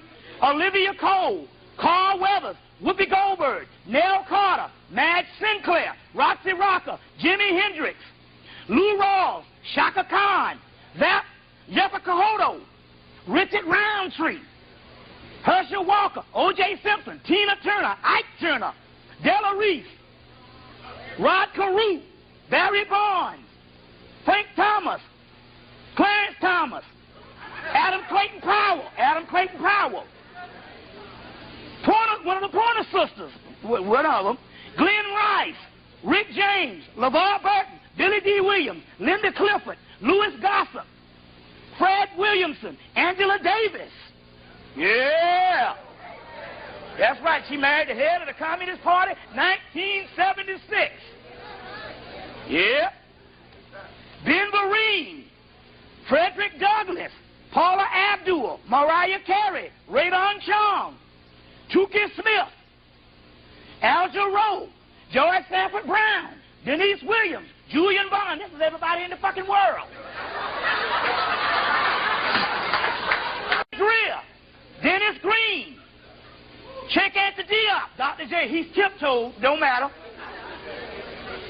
Sinclair Drake, Black J.A. Rogers, Ivan Van Sertima had one for a little bit. Reggie Jackson, Ty Bridges, Henry Louis Gates, Leela Rashawn, LaFonso Ellis, D. Brown, Coolio. Didn't Coolio got? Mookie Blaylock. What's your boy? They played in Bang Rain. Marcus Allen, Danny Manning, Quinn Buckner, Sly Stone, Vanessa Williams. She did about face when they dropped on that thing, you know, but still, yeah, you know. Bill Cartwright, B.J. Armstrong, Tatiana Ali, she got one. Bobby McFerrin, Alice Walker, oh shoot, Kofi Annan, he's over the UN. Bill Russell, Minnie Riperton, Howard Hewitt, Mercer Ellington, Paul Mooney, David Thompson, Leroy Jones, Amira Baraka, Gordon Parks, Lorraine Hansberry, Frantz Fanon, Octavia Butler, Josephine Baker,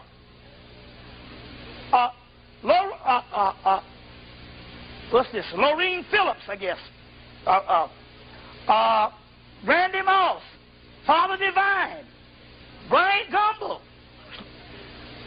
one of them Milli Vanilli brothers. Victoria Rauch. Now, Lenny Kravitz. Now, this is the point I'm trying to make.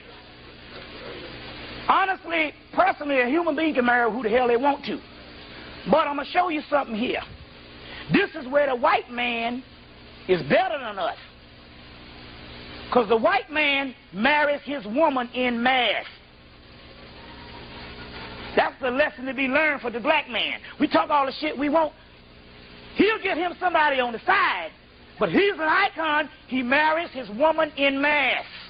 And that is the apex of civilization. See, some shit ain't even racist. Some shit is just universal. Your species half. You see what I'm saying? Do you know that the word culture, when you break it down, it means behavior? So they can call you a savage because you are a motherfucking savage. When the white man, the world Holocaust giver, the respecter of no culture, he still marries his woman en masse. He's better than us when we talk about that. Especially you being a damn victim and still can't understand this shit. What I'm trying to tell you is if you count the amount of white people in Hollywood, you might get 4 or 5 people max. But this is 98% of all the people that ever got on the screen or sung a damn song. And this is ridiculous. This is savagery. This ain't got shit to do with racism. This got something to do with inferiority. Let's come off the dumb shit. Now, all right. So this brother who married this Skull and Bones sister recently, and he was in the conscious community in Atlanta, he married the Skull and Bones sister. She was married to a guy in the Skull and Bones, a white guy. And she got a PhD in psychology. So immediately after she married him, they threw her in the crazy house. But they couldn't hold her because she was so good in what she did with the PhD in psychology till they had to release her. And I think the guy must have liked him, was being nice, because he usually supposed to cut up, take her on out. But I said, well, what was the whole deal behind it? If he married her and immediately put her in the mental institution. He said that they wanted the mulatto kids. The Skull and Bones wanted the kids because that's the thing now. So as a result, they are promoting this in the media say, now it's okay, because they understood, they did a poll, they understood that still yet out of all the shit, the masses of the black woman still prefers her man. Now, brothers, we got to tell the truth. They understood when they did a study, and they understood with the brother defecting by the thousands, they understood that the masses of the sisters, like 85% of the sisters in a world where they can defect now because it's been prevalent for about 10 years, they still prefer the black man. But now it's about survival of the fittest, and they need the seed, and they need to ensure their future, so therefore they're encouraging you through the media and stuff to do this. Got to understand what's going on. We are at war. You see. All right. That's why they started taking black women into Skull and Bones recently. You see, yeah. They got them in there now. It's a concubine thing, too. You see what I'm saying? You see. So, that's what's going on. All right. Even in the movie Spawn, he dies, goes to hell, comes back. It's not a lot of metaphysical stuff, but one part where his friend, who was the white boy, gets with his woman, and they battling, and in one part of the movie, he say, you all belong together. Not by design. I mean, it's not by accident. It's by design. You see what I'm saying? It's by design. You see what I'm saying? Okay. Now, we're going to lose. Now, the choice is yours. We can go to war, or we can all be eradicated within the next 5 years. We're going to lose, we're losing 75,000 Africans a day. 75,000 Africans a month, 6,000 a day. They just taking them out and calling it AIDS. Hell, even when the AIDS thing here, everybody just didn't die like flies when the shit first popped out here. And then we got people took years to die. And like Magic Johnson, y'all need to shoot him in the head because he never had AIDS. Because there's no such thing. But the key here is they're killing you and they're calling it AIDS. So they got 6,000 a day, 75,000 a month, and they say they're expecting 900,000 Africans by the end of the year. Bullshit. I worked for an outreach program that dealt with AIDS, and I worked for about a week just to go to the conference just to hear all the data. And they tell you, well, for every AIDS case, count 9. That's how many people they're going to kill. Right. So, if they tell you 900,000 is going to die at the end of the year, you got to count that and multiply that 9 on a regular basis, but you got to multiply that 20. So multiply 900,000 times 20. This is serious shit. 900,000 times 20. And that's how much people. We're talking about by the end of 2001 or 2002, there's not going to be no Africans on the continent, and it ain't based on no disease. Now, let me go into the science on this shit. This is real shit. Now, that means we are forced to go to fucking war this goddamn year. Now, fuck the dumb shit. And we ain't gonna go physically. Now, we're gonna break into this stuff today on how to do this shit. But we are at war. Now, the choice is yours. Now, the 5-5-2000. Everybody heard about this 5-5-2000? 5-5-2000. Number one, the planetary lineup wasn't a complete lineup. It was a zigzag damn near. They had a real lineup in 97. But the 5-5-2000, Ice the Ultimate Disaster, Richard Noon's book, 1978, that particular book was based on this. He talked about a planetary lineup. The Illuminati and the whole Masonic order say we're going to set our sights to make our move on 5-5-2000 Ice, the ultimate disaster, means Iceman cometh, the ultimate disaster, when they retake Africa. And he says it in the book. Well, what's going to happen on 5/5/2000? He said they're going to retake Africa. Well, they've been retaking Africa, but 5/5/2000 marked the starting off point where they migrate to the motherland in mass.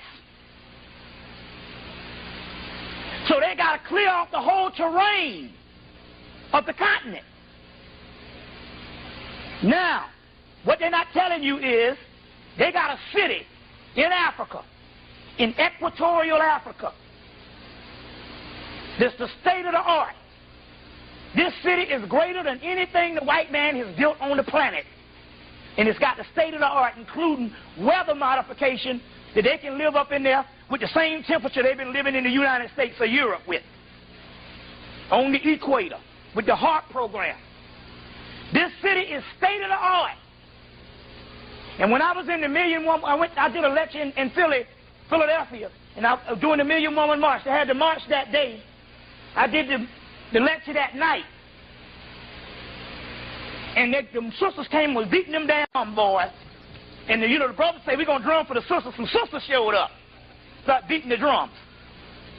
The energy was so strong, I was talking about this city. And after a while in the lecture, I start seeing the vision. I said, oh, shit.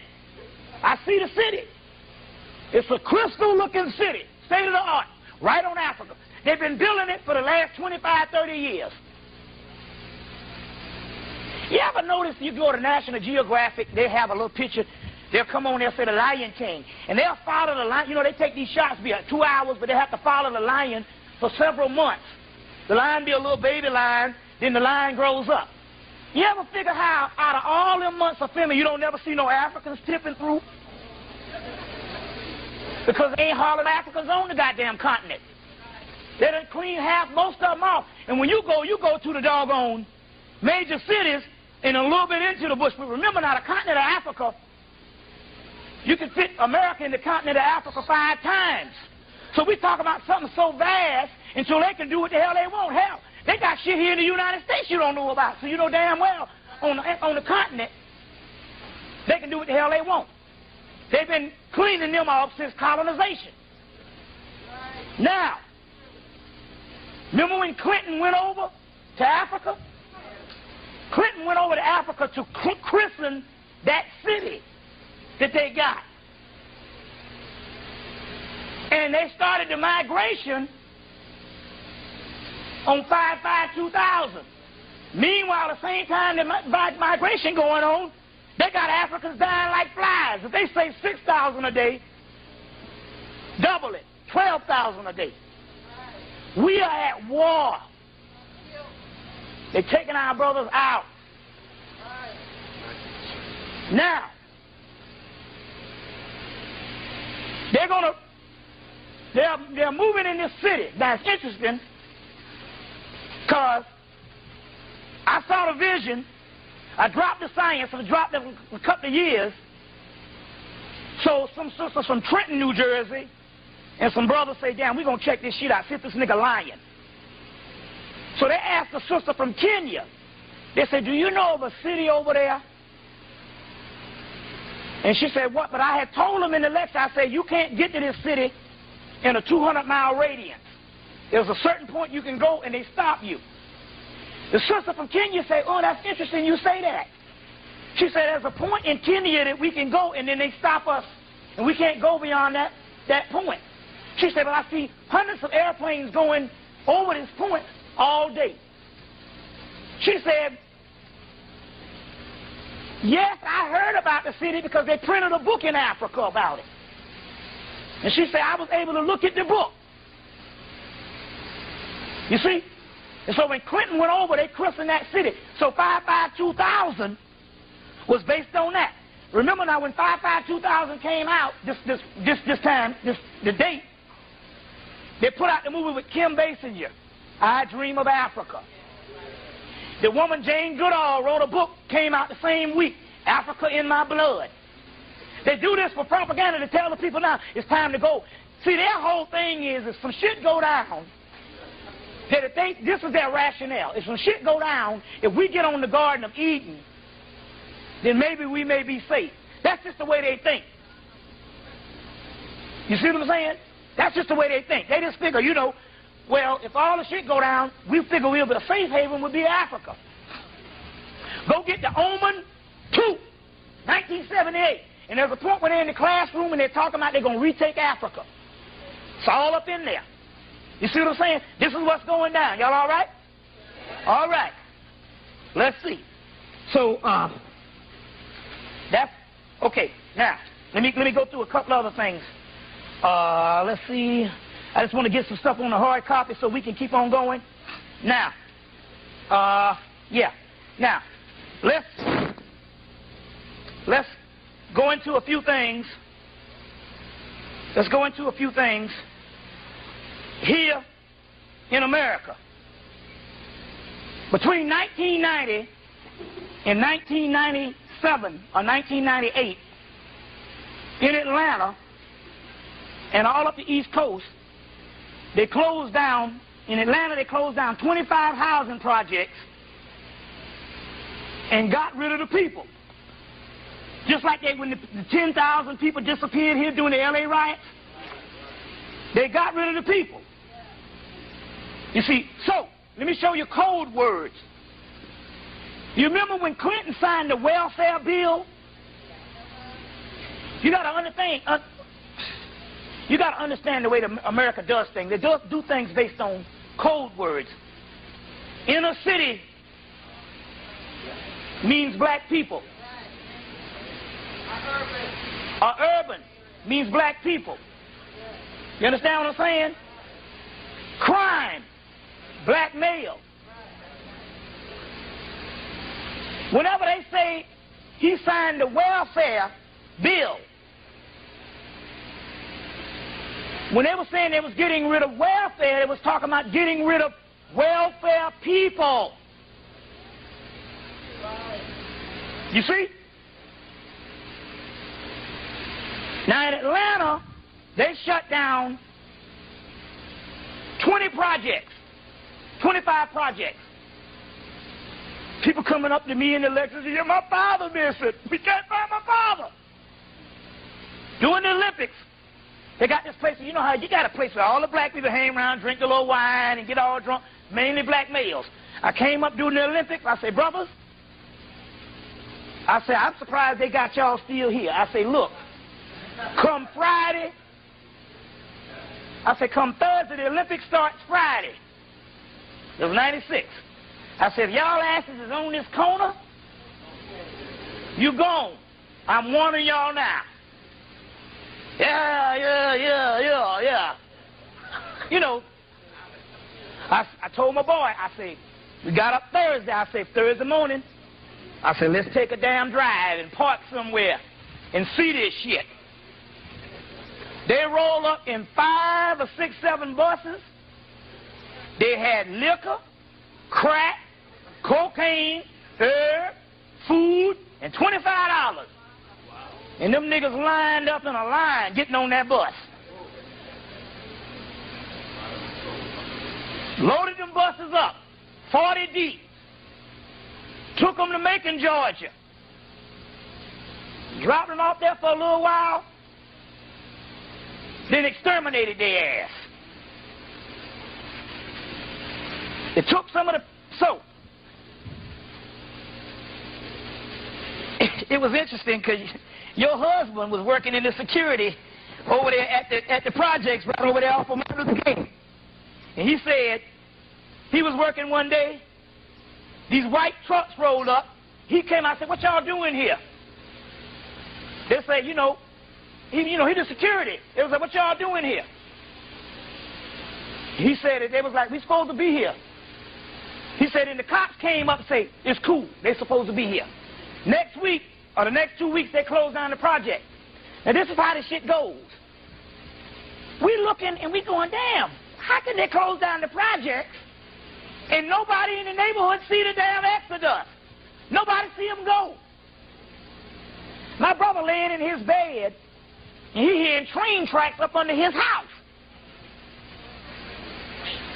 They They got an underground Atlanta. Well, if they got an underground Atlanta, if you go down there to have the downtown, the old downtown, they built a new downtown up on it. So if they got an underground commercial Atlanta, that means they had to have an underground residential Atlanta. Okay? We said, wait a minute, how can they close down? In my line, she was there. They got a damn street, Simpson Avenue. You ride down the street for 8 miles and the street is vacant. The whole street, 8 miles of low-income housing, gone. The people moved out. We said, well, how can they come in and move people out and nobody knows? Well, you must understand the history. The projects started from the Atlanta projects in Atlanta, Georgia. That's the history. The oldest project is Techwood Homes and John Hope Franklin Homes. And from those, they built these low-income housing, and Roosevelt in the 30s did his Great Society housing and built the high-rises by the 50s and the 40s in the north based on the Atlanta project, which was a project in the south. Who's over the Atlantic project now? Jimmy Carter. Now, how this bastard end up doing more internationally outside of his presidency than he did in his presidency, I don't know. Okay?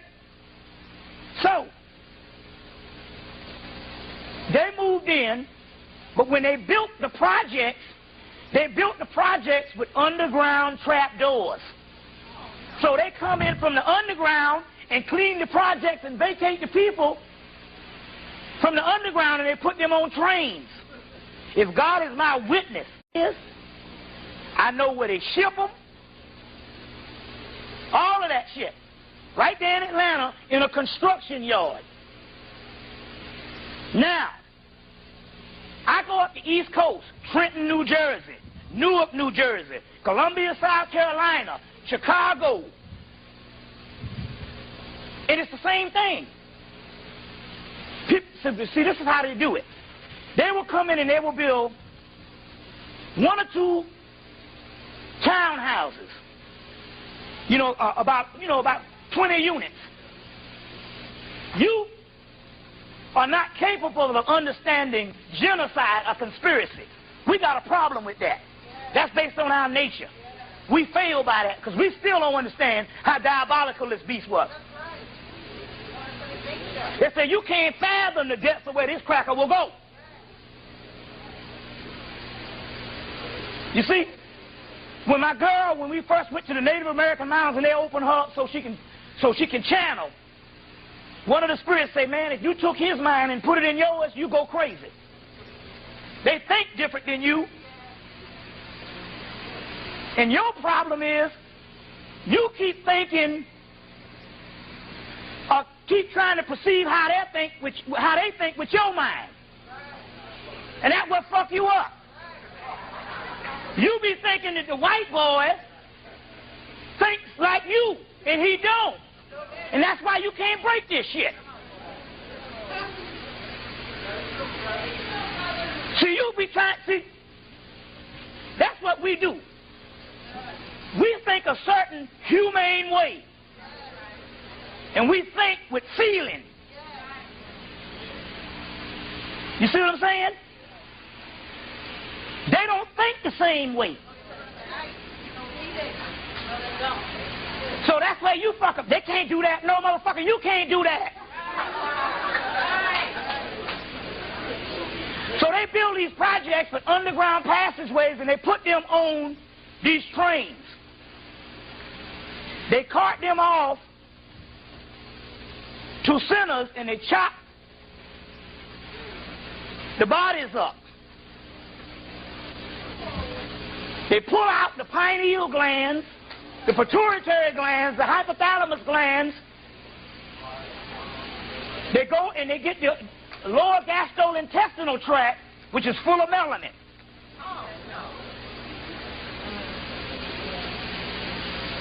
They get this particular substance and they refine it into melatonin pills, growth hormones, Viagra. You didn't know that was melanin, did you? Oh, yeah, Viagra. Okay, you want me to start? Okay. Save your ass. Now, half of the stuff in the health food stores is treated with melanin. You got a loaf of bread, you put the melanin on it, it makes it a super loaf of bread. Whatever you add it to, it enhances the quality. They got over maybe 6,000 to 7,000 products with melanin. Viagra is melanin. Some forms of Prozac keep them from going crazy is melanin. They got enough melatonin now. They got enough melatonin pills backed up to the year 2050. Now,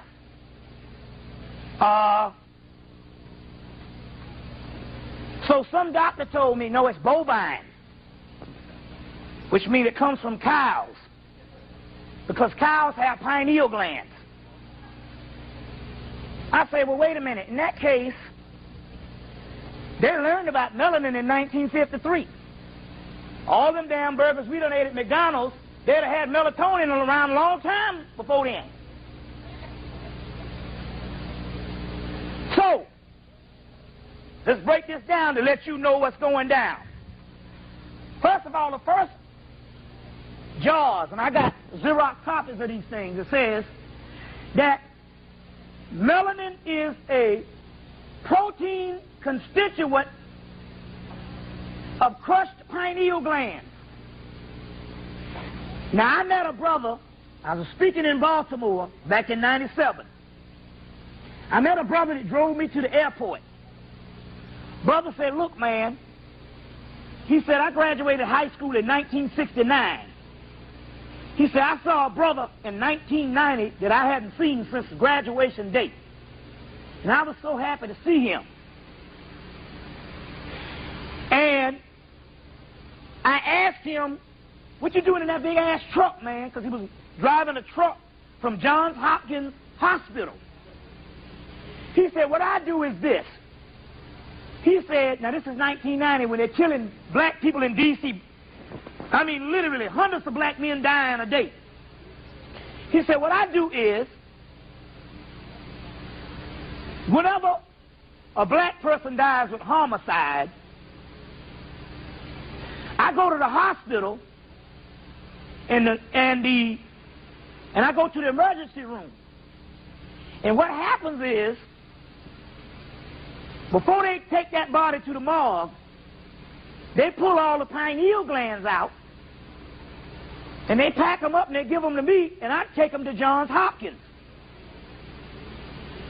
And he looked in the back and he had just bottles and bottles of pineal glands.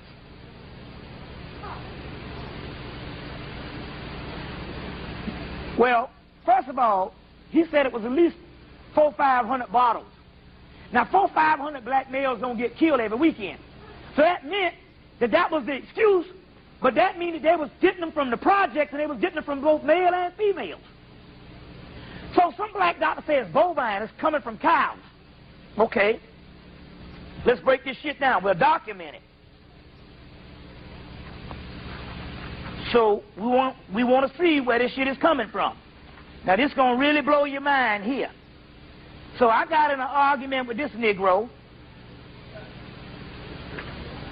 because immediately, this book is called Your Body's Own Natural Wonder Drug, Melatonin, by Russell J. Reiter, R-E-I-T-E-R, Ph.D., and J.O. Robinson. It's called Your Body's Own Natural Drug, Wonder Drug, Melatonin. And I passed this book up for years because I thought they were just trying to promote the melatonin pills. But it drops on all the shit. So we're going to document it. So he's going to get in an argument with me because, see, we can't take genocide, conspiracy, and Holocaust good because we think human. So immediately what our mind does, as soon as we're presented with some stuff like that, we automatically try to seek out situations and excuses so we can soothe ourselves. Because we can't take this shit. Okay? So, he said it was bovine coming from cows. Now, melanin was found by Aaron Lerner of Yale University in 1953. And by mistake. And when they tapped into the melanin, so they say by mistake, when they tapped into the melanin, they say, well, how are we going to produce it? They said, we got to go get a whole bunch of cows. Now, look at this shit. It took 2,500 pineal glands from cows to produce 100 milligrams of dried pineal extract. Now, wait a minute. 100 milligrams is a third of an aspirin, or a tenth of an aspirin. They tell you don't supposed to even buy nothing without 500 milligrams. You're just wasting your time. So one pill, a tenth of one pill, it took 2,500 big old cows to produce 100 milligrams. Now, who the hell are you bullshitting?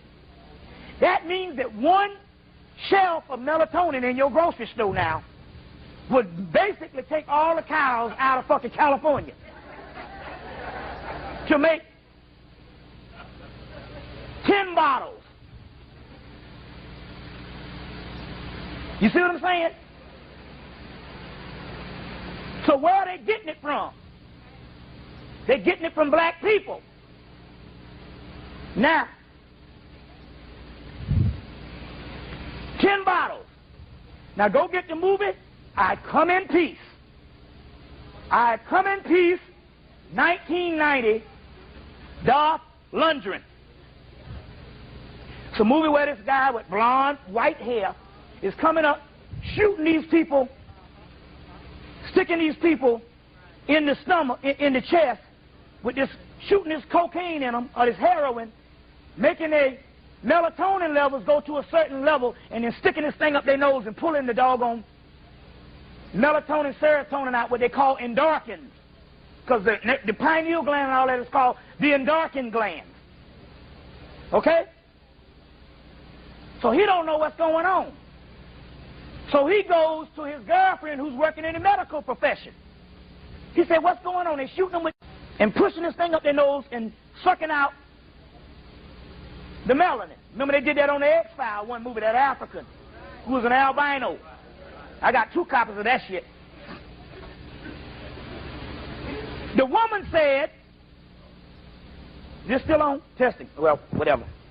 Yeah. It's up now. Testing. The woman said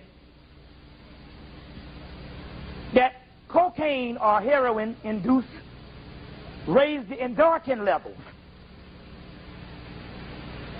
He said, what is endorphin? She said, endorphin, the endorphin glands are your pituitary gland, pineal gland, and all of that.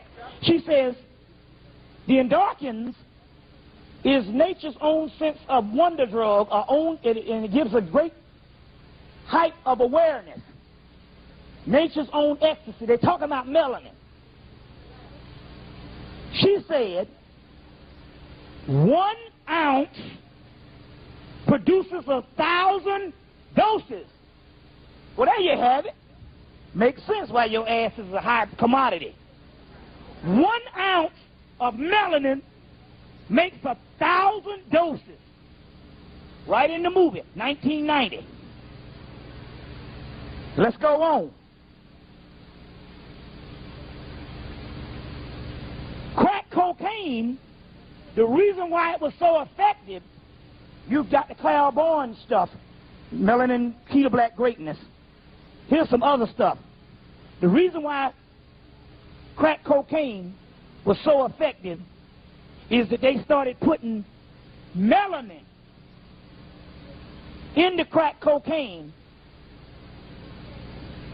when they gave it to you. It bonded with melanin because it had melanin in it, and B12, which is neurotransmitters that go straight to the brain. It's all in a movie called Bringing Out the Dead with Nicolas Cage. And at the beginning of the movie, they say 1990.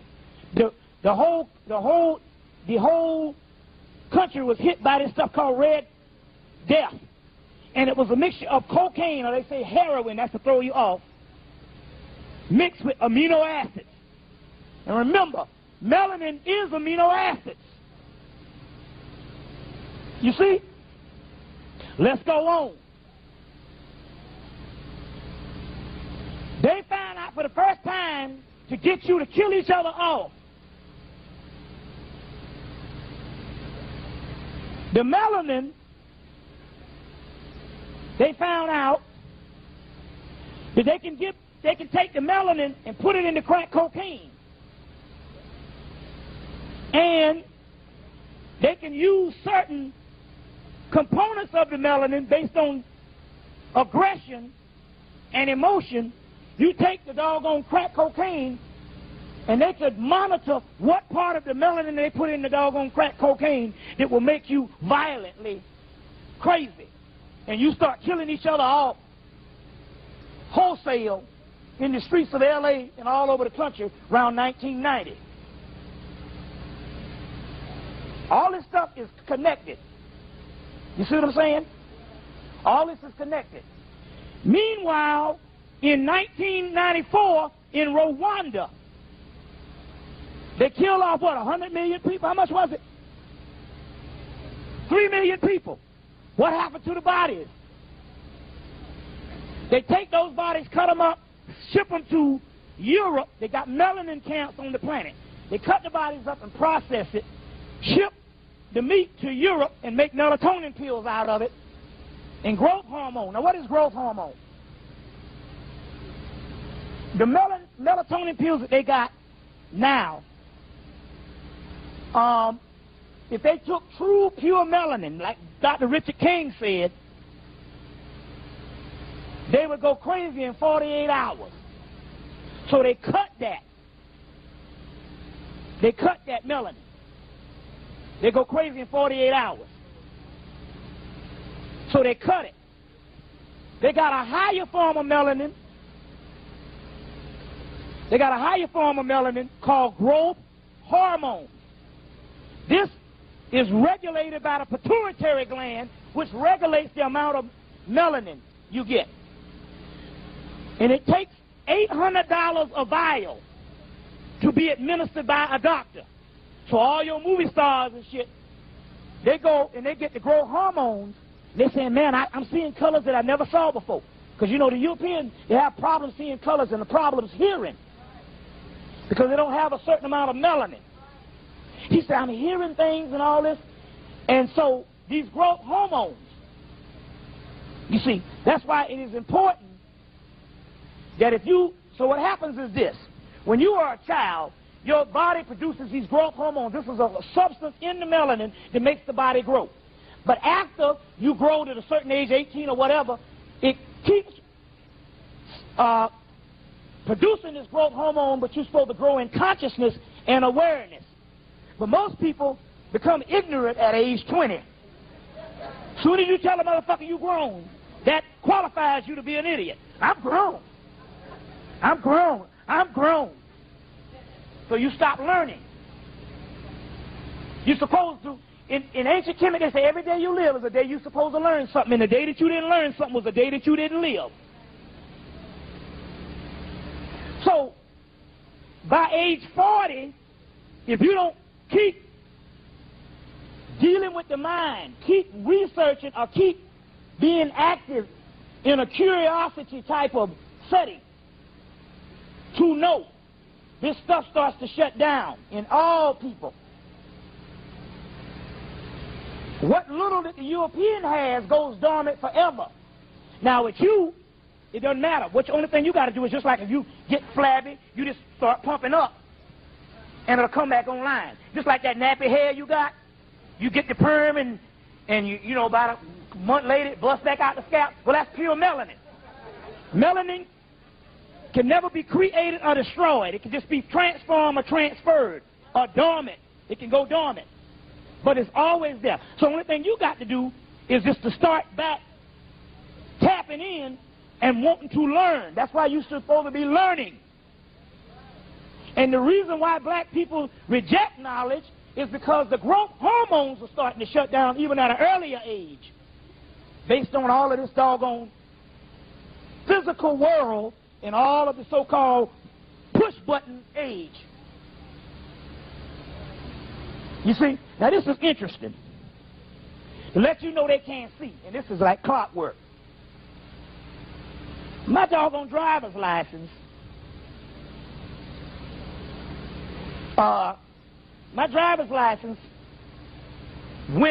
expired somewhere in the early 80s.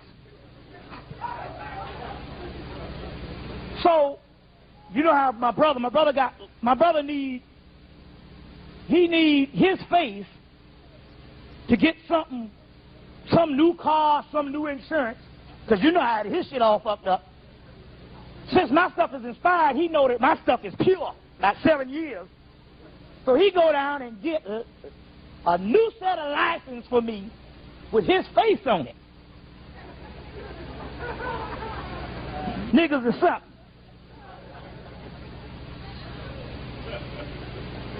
To get what he got to do. My license, my birthday, everything, social security number, whatever, his face. So he gave me the license about 2 weeks later, said, well, you better go get these things changed over. But in Georgia, they put your fingerprints on the license. Ain't that something? They fingerprint you on the license. So I just held off on getting it changed over. But before 1995, before they blew up the doggone building in Oklahoma, you can get on a plane with any ticket and fly where you want to. After they blew up the building, you got to show ID. So I got to use the ID with my brother's face on it, and he's about 100 pounds smaller than me. Now this is amazing. I'll go and I'll get this thing to white people, and they look at it, look at me, say, go right on.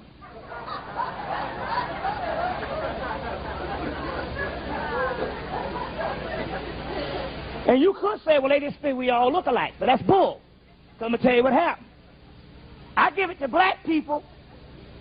They go, that ain't you. That ain't you. Come on.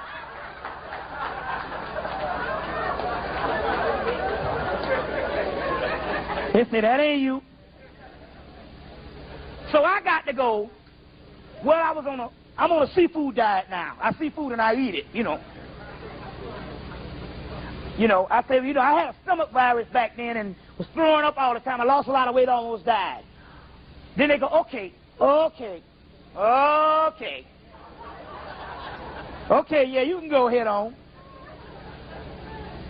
So I still wasn't sure, because, they say, we all look alike. But then I went up to a doggone Hispanic girl, and I gave it to her, and she goes, that's not you.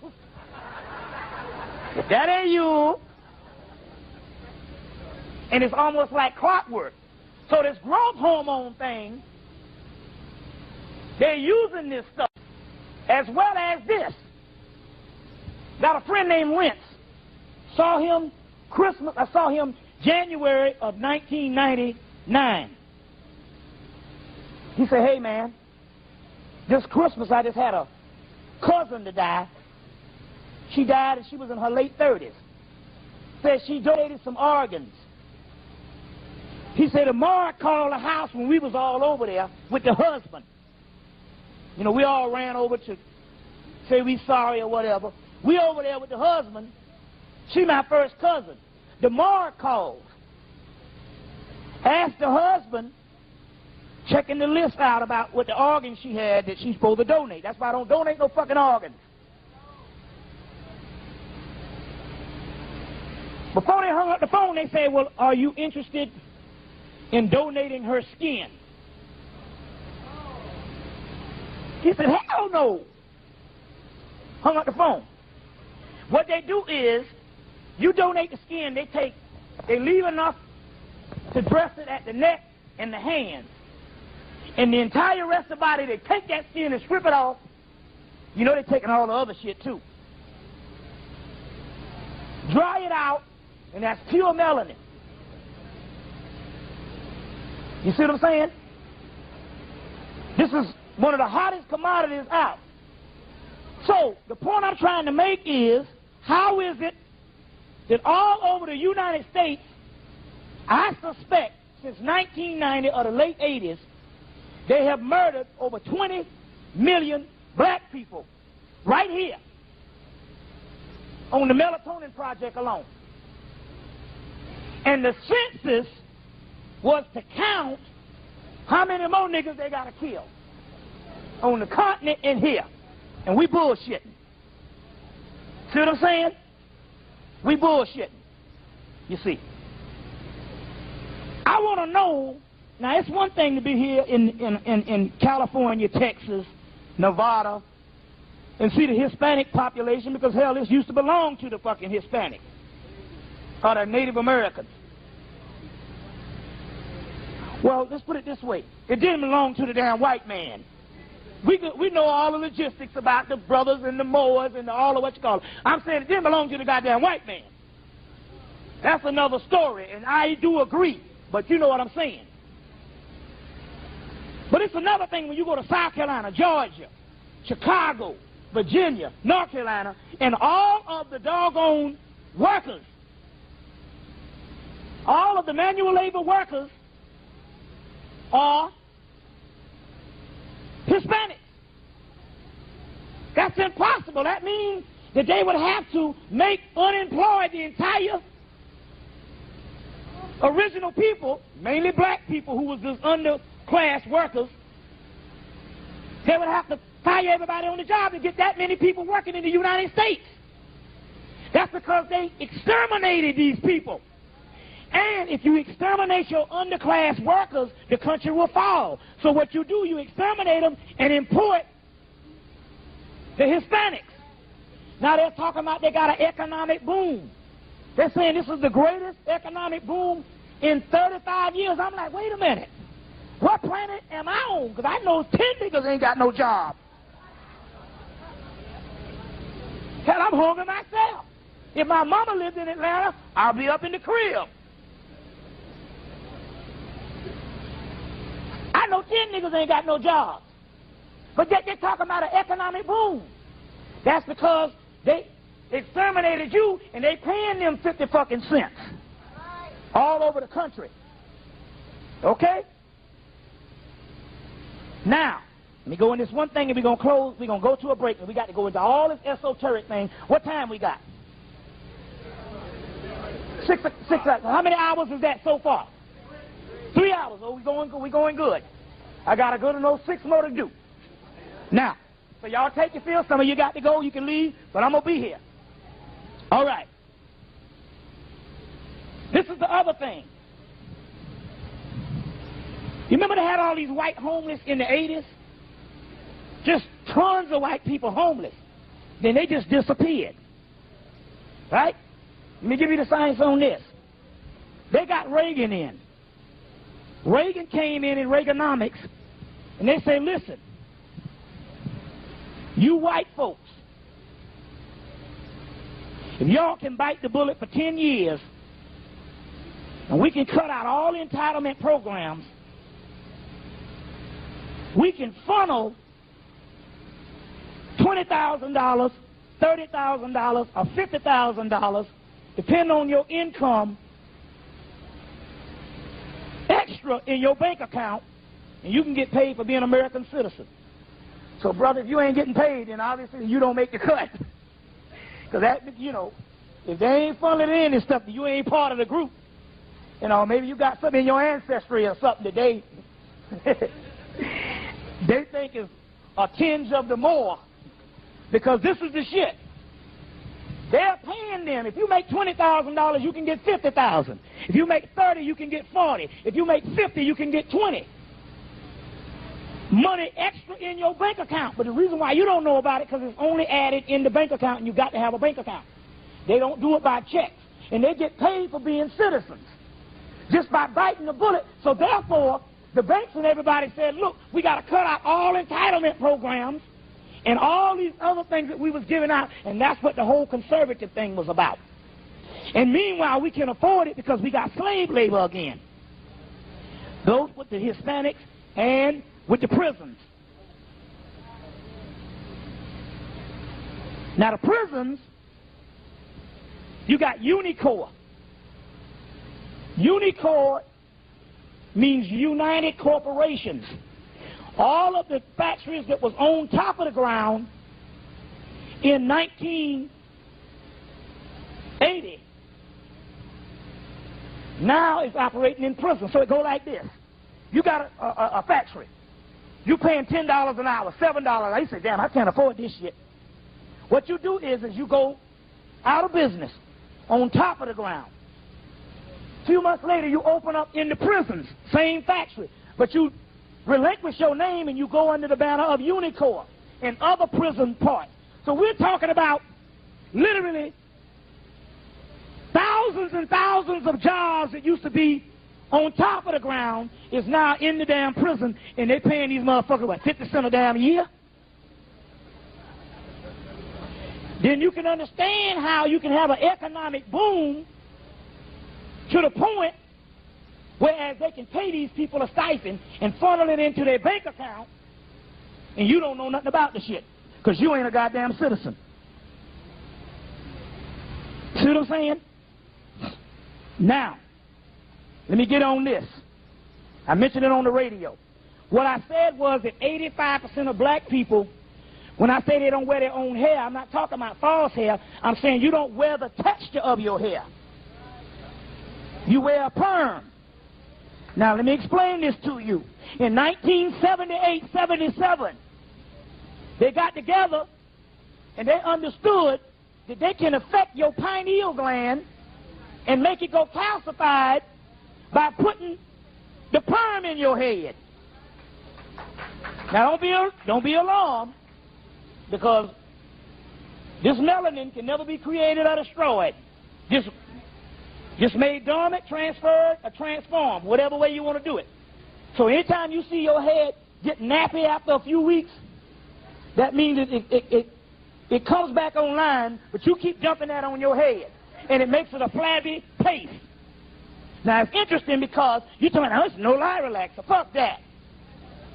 Your brain, anything can straighten your fucking hair is dangerous, goddammit.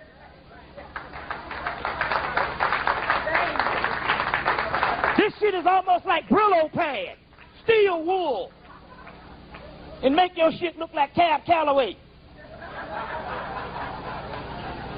Now, let me explain this thing to you. A black dermatologist, and this brother was a neuroscientist, whatever you call it, neurologist, came to Spelman College to tell the black women in 1991. He said some white men was doing autopsies on black women. They keep splitting open the damn skull. Your skull got fucking pores in it. You think, break your goddamn arm and it rain outside and see don't your shit hurt. That means your bone got pores in it. So don't think your skull is protecting your brain. Okay? So they were splitting open these skulls doing autopsies on these black women. And all the black women, they were splitting open the skulls that had this green shit on their brains. And they called the brother in, and the brother looked and shit, and he knew what it was, and he didn't say, he said, I don't know, man. Hall asked the Spelman and told him it was a fucking no-lie relaxer. This stuff makes your pineal gland go dormant. Your pineal gland is a thermostat for the rest of your body. And it makes the rest of your body regulate, and the pituitary gland regulate to kill germs and to heal. And because they put the perm in your head, now you got fibroid tumors, breast cancer, and all the other shit. Do you know with you that if your shit was in top order, the only thing you got to do is to heal yourself, is to get you some chamomile tea or some valerian root and get into a deep sleep. And when you get into a deep sleep, the melanin can go and bathe the body right and heal yourself. It's just that you got a career and you can't get the right amount of sleep. And that's how they fuck you up. That career shit. If they can make sleep deprivation, they can shut the melanin down. Melanin works also through water. Water is the key. If you can dehydrate them, you can shut down the melanin potential. So therefore, sink water has chlorine in it that dehydrates you, and all other kind of fluoride and everything else. Now, during the summer solstice last year, in Atlanta, down at Kroger, that's the big shopping center down there, on June 21st, I stepped into Kroger and looked like a helicopter on both sides of the stores, brought in 12 packs of soda for 99 cents. And niggas had 3 baskets full. Soda dehydrates you and it shuts down melanin. In this book, brand of soda shuts down melanin. Joke, Mountain Dew, Tab, Sunkist Orange, Dr. Pepper, Diet Dr. Pepper, Pepsi Cola, Diet Riot, Diet Pepsi, Coca-Cola, 7-Up, Sprite, Diet 7-Up, Fresca, High as Root Beer, Sunkist Orange. Damn, that's all the sodas. All the name brands. They had shit stacked up, looked like pyramids, and niggas was buying them up. Had cars down the street. Because they know if they can dehydrate you, especially when the summer solstice comes, when the melanin rises with the star Sirius, you see, mainly July 23rd, the meridian, if they can shut you down during the summer solstice and then distract you with some nigga they done killed somewhere, they can shut down the potential dormant, latent powers that will take them off the planet. So dehydration, water, if they can dehydrate you. You see, I met a sister in the project. She said, I ain't drunk water in 10 years. I only drink Coca-Cola.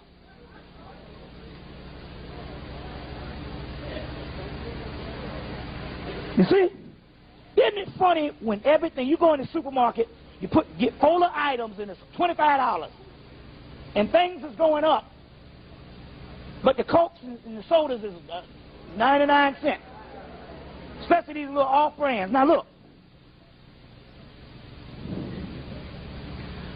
the reason why they got you on crack cocaine, and it was so powerful in the black community. Now remember, you know, ain't it funny how a white boy can get on crack, go get some rehab, and the shit don't even fuck with him no more? You see what I'm saying? Let me tell you what happens here. We know that crack cocaine, it got most people because when they tried it the first time, they was hooked.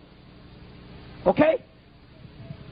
They had already hooked you on cocaine first before you took the crack. In the black community, everybody had a cocaine addiction and didn't know it. Now, let me explain this to you. One of my friends said that in the early 90s, early 80s, he had some boys from Alabama that used to sell crack. You know, they used to sell coke in the woods. This was before the, you know, crack cocaine was introduced. You didn't know what crack was until Lenny Bias died. Because they killed Lenny Bias. Remember the brothers supposed to go to Boston Celtics, took the crack over the summer and died? They killed Lenny Bias' ass so that they can make the crack law that locked you down before anybody knew what crack was. Tip O'Neill said, we got to pass this law. Then they introduced you to crack cocaine, the masses of the people in the rest of the country, when they killed Lenny Bias. Well, before that, they made coke a little cheap in the early 80s. You know, coke was a rich man drug in the 70s. They made the coke cheap. This brother went down in like 82 to some of his boys in Alabama was selling coke. He said, and he said, man, he didn't really mess with it. He said, but every now and then he saw the people on TV, the narcotics agent go. So he said he did that. And he said when he did it, every time he would do it, his lip would become numb, and his nose and his nose would drain. So about a year ago, he was a vegetarian and he got back on fish. And he said, you don't supposed to eat it in no McDonald's, but they had 2 fish for 99 cents. Remember all of 98, they had that Wednesday, they had them damn burgers, 99-cent cheeseburgers. Then them niggas went to a double cheeseburger for 99 cents. Now, come on, man, everything in the world going up. And and all of a sudden McDonald's gonna give you a double cheeseburger for 99 cents? So he went in there and got a fish sandwich, 2 fish sandwiches. He said, that's my weakness, that fish. Ate the fish sandwich, and his lip became numb, and his nose started draining. The reason how they got people hooked on the crack is they precondition you through the fast food in the black community. Well, me, I was a vegetarian for years, then I went on protest. After about 6 years, I saw spicy chicken one day. I was hungry as shit. You know how you get so hungry you can barely walk. I said, yeah, I got to go in here and get this 99-cent spicy chicken.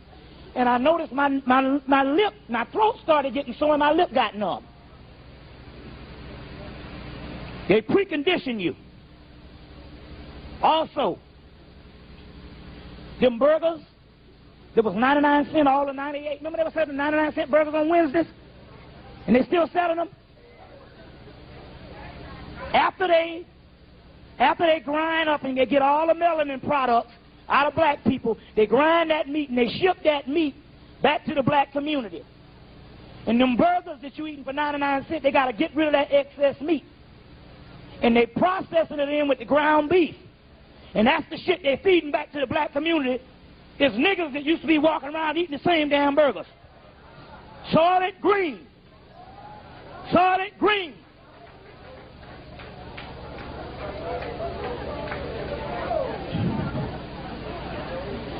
I was forced back into semi-vegetarianism after being on protest. I'm semi-vegetarian now. And I'm getting ready to lose weight. I start going down. I was forced back in it. I'm on protest, goddammit. So I go to the store and I go to this restaurant downtown and eat some fucking stew. I go home and I'm laying on the doggone floor and can't move my arms. I had total paralysis. I'm just on the floor like this. My girl, a psychic, she said, you ate somebody.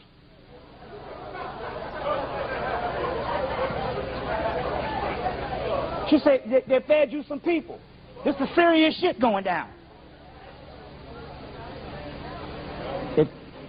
I had to drink almost 3 gallons of water, had to clean out and all that. Then, went a month later, hard head again, went to Burger King and got a damn Junior Whopper. Fucking around, was forced back in this shit and got the paralysis again.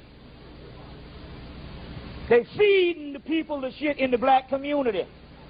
Now, a brother moved from Chicago, and he came down to Atlanta, he got a job with the sewage department in DeKalb County, and he said, I've been working in sewage for years, and once that shit hit the water, it turned soft. He said, but all of a sudden we're hearing this clunk, clunk, clunk, clunk, clunk, clunk, clunk, clunk, clunk. He said, his body parts, they feeding through the sewage. The stuff that they can't even filter into the whatchamacallit. So what you call meat ain't even meat. But especially the shit in the inner city. After they cut out all the melanin, they got to get, if you're killing millions of people, that's a lot of meat you got to burn up. The whole country will smell like rancid. So what do? You cut that meat up and filter it back into, they profile the black community, these fast food places, they got VIN numbers on this stuff. So they know exactly where it's going. You remember Jack Felder said he was working for the biological people? Jack Felder, chemical biological engineer, working for the white boy, and said they was taking vaccines, and a red one go to the black community, a blue one go to the white community, and one day out of spite they switched the red one up, and it was going to the white community, and he said he didn't know what was in it, but they took 2 helicopters and some vans to track that shit down. So they got VIN numbers that they go to in the black community, and they feeding you fucking damn people. Why the fuck you think everything overnight turned antibacterial? Antibacterial soap, antibacterial washing powder, antibacterial dishwashing liquid. Because people have more toxins than animals. And they have more bacteria than animals because we walk in bacteria. So therefore, everything got to be antibacterial. You see what I'm saying? We're in a damn nightmare. You see? Now, we're going to, let me see, one other thing, hold on. You know, they got pills now that grow organs. You take a pill, what they do is, they crush up the organ, put it into a pill form, crush up your organs, put them into a pill form, and whatever organ it is, they can grow organs with those pills. They got all kind of stuff that's going down. You see what I'm saying? Going down. Now, let's see a few other things. Let's see here. Don't give no blood. They don't need but one strand of your. If you're on a job, now this is very key, sister. Walking out. Before you go, if you're on a job and they ask you to give you a sample of your hair, walk out that job, because they don't need but a sample of your hair, or they only need but a doggone speck of your blood to clone a new you. That's what's going down. Clone wars. We'll start back up with that, then we'll go into the deep esoteric thing. Now, I have the book, The Melanin People, How to Eat Them and Suck Their Energy. I got about 20 of them, and I have videotapes of all my videos here in a bag. So if some of the people want to get some of this stuff, when we come back, we're going to talk to the esoteric part, and some of y'all can give it a chance to escape. Peace. Okay.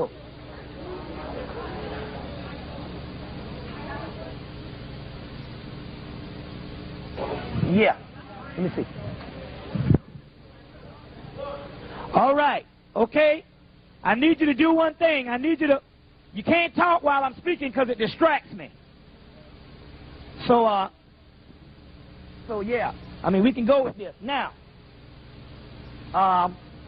let's get back. Now I guess we're going to go into the other portion, the esoteric portion of our thing today. But before we do that, I wanted to say they've been cloning since 1945. Half the people that you see that act the fool been dead probably a couple of years, and what these are is doggone clones. So don't give no blood. Don't let nobody stick no needle up you when you pregnant. Call that epidural shit. You got to get smarter than that. Because what can happen here is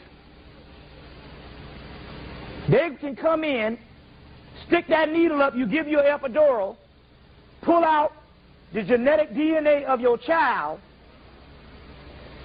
clone another fetus, and put that shit back up in you. And the child will be born, but it won't have no soul. That's the key. Because everything down here don't have a soul. Everything has a spirit. There's a difference between a spirit and a soul.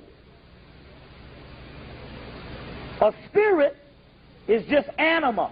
That just animates the physical plane. Roaches, rats, bats, cats, everything have spirits. That's just what moves upon the earth plane. A soul is a sun. Solar, sun. And the sun is from the original people that existed before the known universe. Before the known universe. Is this thing down? Is this thing up? Oh, it's off? This is off? Oh, okay. Well, damn. Okay. I'm just a holding issue.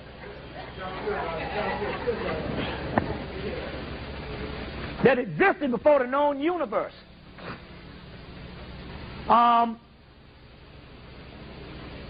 Let me get these things here. Where the plastic overlays? Where the overlays? Somebody picked the overlays up, and what did you do with them? Oh. Okay, when somebody came to the table, I had the overlays. See if I can find the damn overlays. Don't tell me. Who the hell? Now, what did they do with the overlays?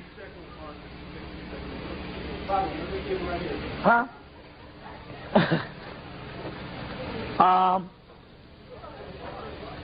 I know they didn't put them back in here. Did somebody? I mean, did anybody know what happened to the overlays? Let me see. Did they put them up here? Nah. Somebody picked them up. Huh? That's just a few of them. Now that's just a few of them. There was a whole bunch of them. Let me see. They might have zipped them up and put them in here. They did. Okay, that's what they did. They put them in here.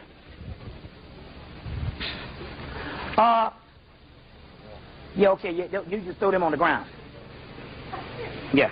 All right. Y'all all right? Sister come back here for the... Not yet. I don't... Did the sister buy that history of the KKK? Is she still here? Well, I think she got them all. I think it was only 3 tapes. That's an extra one. On the Temple of Seti I. Now let's get this thing straight. So we don't want to hear this shit no more. We have the evidence. So let's just go into this right quick. We can cover all kind of stuff. In scholarship, we have a theory. Now, how many brothers in here from the Afrocentric ASCAC thing? Raise your hand. Anybody from the ASCAC? Anybody used to follow the whole Afrocentric thing? Raise your hand. All right. Now, the Afrocentric movement that I used to be a part of dealt with the theory, the two cradle theory, that white people were black people who mutated in the Ice Age. I need to do something because I'm getting a little hoarse. I need you to turn this up a little bit. Yeah. Yeah. Does this interfere though? Just turn it up a little bit. Yeah. That way I don't have to holler as much. Huh? Oh, okay. Well, maybe it's psychological. Is it too loud though for you all? Okay. That's all right. Well, you know, I sweat, so it doesn't matter, no, because that's okay. I'll be all right. You don't have to turn the air down. We got too many black people up in here to turn some damn air down. That's the worst thing to do. In the Afrocentric movement had the two cradle theory that white people were black people who mutated in the Ice Age. Now, we got damn Eskimos up there, and they lie to them blue black Africans, and they ain't mutated in no ice. You see what I'm saying? But see, they're going from the premise, from this white man's premise, that we came from fucking apes. And I'm telling you, I got one of the greatest libraries on the East Coast, an occult library and historical, and I have never seen any documents. And I challenge any motherfucker up in here to tell me they got some documents where black people came from apes.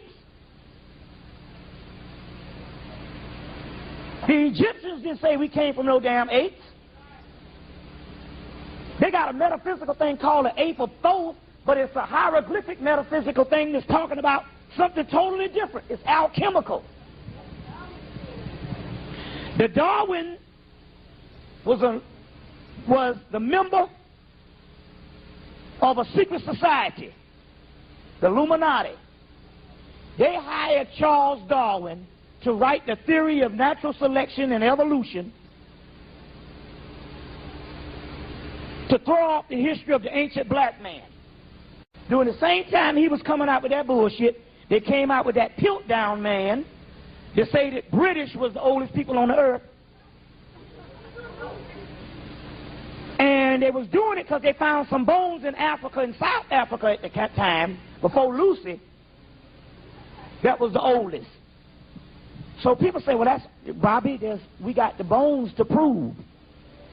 I'm saying, yeah, you might have bones for different ape species, but that's not the human. Yes, there could be very several hominid stages of the ape species, just like there's different species of animals, saber-toothed tiger, but that don't have anything to do with us. And that's where the cracker got you. But yet, you can't be a scholar in no major university, not unless you are in the religious department. If you're in the science department, you got to agree to this damn bullshit Darwin theory. And Darwin was a part of the Illuminati, and that whole shit was cooked up. We didn't come from no damn apes. Charles Finch agrees to that shit because they have to say that, because the whole ASCAC thing and the whole scholar movement came out of the universities. And there's certain laws that they got to go by, or it's political suicide, because the white man don't play that shit. So to tell you that Africans are black, but we all got to come from apes. And we don't have no records of us coming from no damn apes. Even Charles Darwin showed you the gradual apes that turned into a white man. He showed you what it was. So the theory, in science and scholarship, you have a theory. A theory acts as a theory until you find anthropological evidence, archaeological evidence, sociological evidence, and physiological evidence. We've been had the physiological evidence that he ain't us, the white man.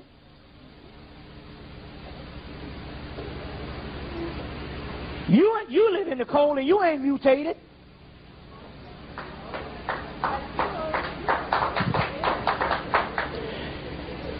The whole key that they can run that shit is based on the ape thing. They would have you believe that the Africans, the most advanced on the planet, will be in Africa, be in Europe, and get caught in an ice age and go, it's snowing now.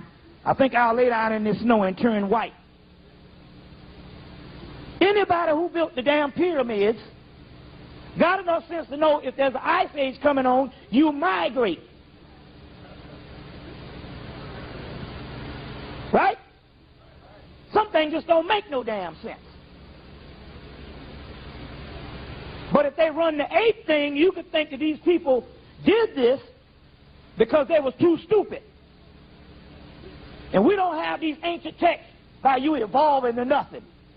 When the ancient texts say that you were at an advanced level of spirituality and you declined to what you are now. When Hemmitt came into view, we were at our fallen stage. So, do you know that the only evidence that we have on the white man is not the theory, but the anthropological, archaeological, and physiological evidence? Now let's go through these.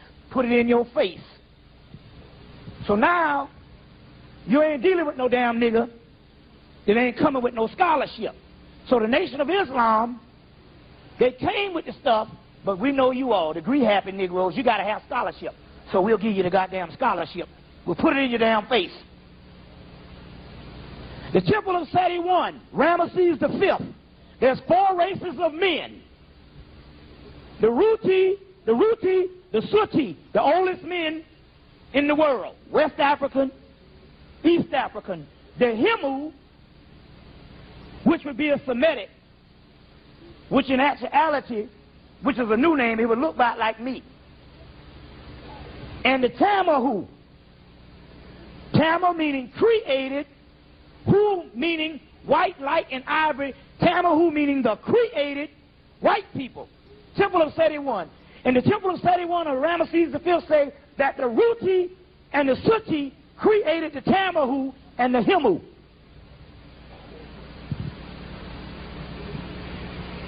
Document, Gerald Massey, Book of the Beginnings, Volume 2, page 27. Document. Check out the Diop's book, African Origins of Civilization, Myth and Reality. He goes into the Tamahu, but he leaves out the part about the created white man because he was married to the white woman. Get both books, put back the missing page of Gerald Massey's Book of the Beginning, Volume 1, page 27. Let's go on. Documentation.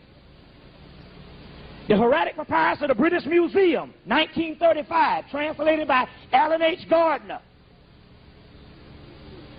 In the Hieratic Papyrus of the British Museum, Chester Beatty Papyrus, Chester Beatty being the person who bought the papyrus, Alan H. Gardner, grandfather of Martin Bernal, translate this in 1935. It quotes, "They live in a miserable part of the earth. The water supply is wretched. They are always grumbling," which means they can't talk. "Because of the mountains, communication is poor. They have a reprehensible sex act and a restless nature. And will never reach the west, but will land in the nether world," which is also, it's basically talking about these people can't go but only a certain point in time. Alan H. Gardner, book, never translated into English, never came from France, coming from the Hieratic Papyrus, Chester Beatty Papyrus, book in French,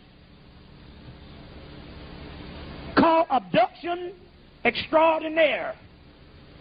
Abduction Extraordinaire, in French. Have to go to France to get it. Never came across the Atlantic. The Egyptians, quote, let's see, what sounds better, this? It does, okay. The Egyptians, quote, because I still talk loud either way, so it don't matter. Shit, my mama talk loud. Egyptians, quote, "Above Kemet, abnormal people.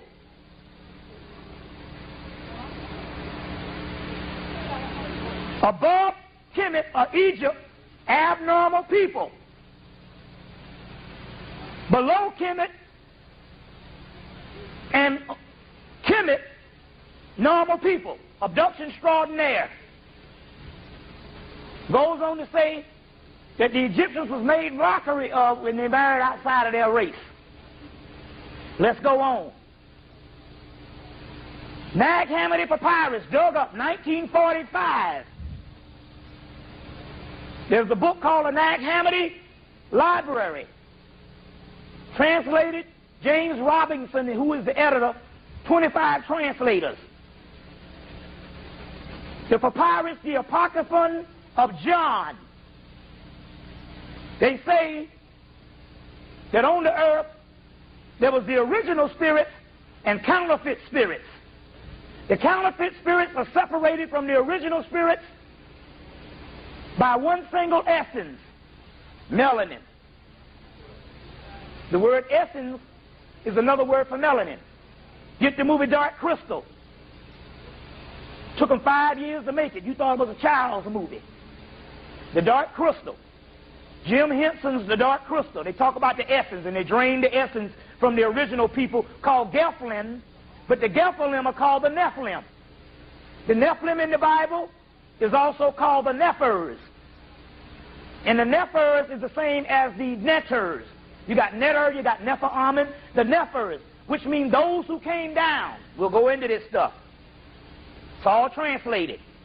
Nephilim and Nephers and Netters. You get Nephilim in the Hebrew version. You see. Let's go on. Let's see. Hermetica. Walter Scott. Hermetica. 1935. In the chapter, Asclepius, who is Imhotep, Greek Imhotep, quote, the Egyptians, quoting, our biggest problem is we created another race of men. There you have it in black and white. The Hermetic text wrestled out of Library of Alexandria on into Greece, on into Rome, and on into Europe in the 1600s. Right in black and white. Let's go on. Man, we can go on and on based on that. Let me give you an origin of how this thing went down on this creation thing. The Egyptians and the pre-dynastic Hamites were dealing with the royal art. What is the royal art? It's the highest form of the Egyptian mystery system called the Black Rites of Osiris. The Black Rites of Osiris. You'll see that mentioned in the book The Sirius Mystery, Robert Temple, 1976. You'll also see the part of the Black Rites of Osiris, G.R.S. Mead's book, Thrice Great Hermes, G.R.S. Mead's book, 1907. In there, there's a chapter called The Black Rites of Osiris. Also, Robert Anton Wilson's book, The Cosmic Trigger, 1978. The Black Rites of Osiris. What is the Black Rites of Osiris? The Black Rites is dealing with alchemy. Alchemy is the highest form of the mysteries in ancient Kemet, the royal art. Alchemy is the study of melanin and the study of the philosopher's stone, which is melanin, and precious stones outside of the body. In the body, the same stones are the precious stones. Alchemy consists of taking your soul and transmutating it to a new reality or a new form from the original form called Christos. Christos, a word that is separated from a word that the Europeans took out of existence about 400 years ago, called Chrysomelos, or Chrysomelos. Melos meaning black. Also means apple. Apple has what? Melanin. Melos meaning black. Christos. Chrysomelos means black Christ. Took it out of existence.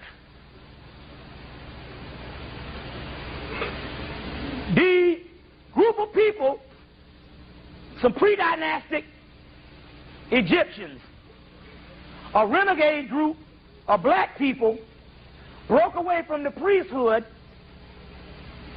dealing with alchemy, dealing with gene splicing, transmutated an original person, and instead of transmutating the soul in the spiritual part, they transmutated the physical body using various animal DNAs like pig, ape, dog, and human DNAs, and came up with this genetic creation known as the damn white man. Despite we thinking that they ran albinos out of Africa because there's an albino dominant and an albino recessive. Most albinos are albino dominants, which means they can have black people. So that means they return back to black anyway. Despite them, like Francis Crest saying they ran out of Africa, the incubation place of this gene splicing or cloning was in the caves. Makes sense. Isolation in the caves. You see. Ernest Scott's book, People of the Secret. When was this? Somebody asked that? Somebody asked when was it, didn't they? Then okay. Anyway, let me get this. Let me break this down. If you study the scriptures, the Hermetic scriptures, especially Flight Straight Hermes, by Hermes is the Greek Tahuti, by G.R.S. Mead, it clearly states that in those Hermetic scriptures that they say we came from the antediluvian world, the world after the deluge, after the flood, or before the flood. So they say that these texts go back thousands and thousands and thousands of years. So therefore, this whole Atlantean thing that they're talking about, first of all, the word Egypt just means Cam, which just means black land or black people. And it has several names: Alchemoria, Lemuria, Atlantis, Terra, Chemomoria, Camomoria, Chimeri. But this Atlantean thing is just basically the same place, because we got the Sphinx that's 90,000 years old based on carbon dating. So this time that this happened somewhere in the pre-dynastic period. And it's interesting because Dr. Ben said they covered up 200 temples in Hemmitt in the Aswan Dam. 200 temples, and you know the white man don't cover up nothing. They covered up those 200 temples because it shows the origin of that whole Typhonian era, as well as several other writing texts like the Hebrew, several other texts and several other things that was basically Egyptian writings that later on was borrowed. So none of this stuff was even invented. It was all African.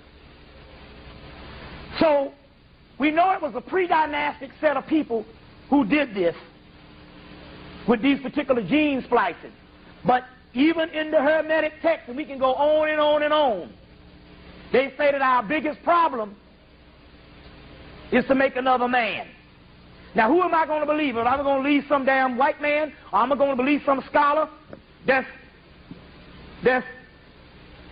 quoting some white boy about some theory? Or am I going to believe what the Egyptians say? Now, I'm just as much scholar as any damn body else. And I read the text and I documented the text to you. And I'll tell you, I put out a book called A Human Artificial. I got a tape called A Human Artificial. But Ernest Scott's book talks about the Moors came up into Europe to spread the arts and the sciences, but also to make a non-aberrant man. Look at the word aberrant. It means abnormal, unusual, unnatural. Ernest Scott's book, People of the Secret. Awesome book. Talking about the Moors, but they just say Sufi. But the word Sufi means what? Woolly-haired one. Means woolly-haired one. Suf, wool. So that's describing something. So you hear the word Sufi now, because you don't hear the word Moor anymore. They'll say Sufi, but it was Moor. You see what I'm saying? But it was Moor. So this is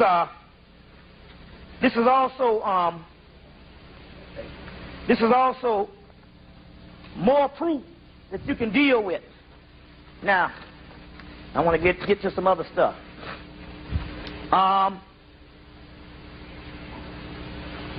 The whole Christ mystery comes from the origin of melanin. Your soul is deep down, believe it or not, your soul is deep down in the gastrointestinal tract. That's where your soul is. That's called torturous. It's deep down in the gastrointestinal tract. Christ born in a stable. First of all, the word Christos or Christ just means your soul. That's what it means, your soul. Number one, there was no historical, okay, just for the sake of argument, there could have been some historical revolutionary freedom fighter. Even Gerald Master said when we trace it back, we go to Jeshua ben Pandera, which was the freedom fighter. But knowing the esoteric alchemical aspect of the Christ could never have been on the planet, and I can prove it. Now, anybody want to challenge me on this motherfucker, stand up now.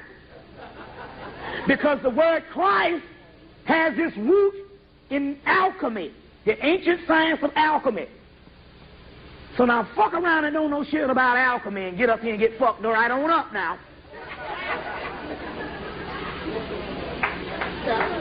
The word Christos, it means something that crystallized from the original form. And that's called transmutation. And it's transmutation through putrefaction. We'll go deep in that in a few minutes.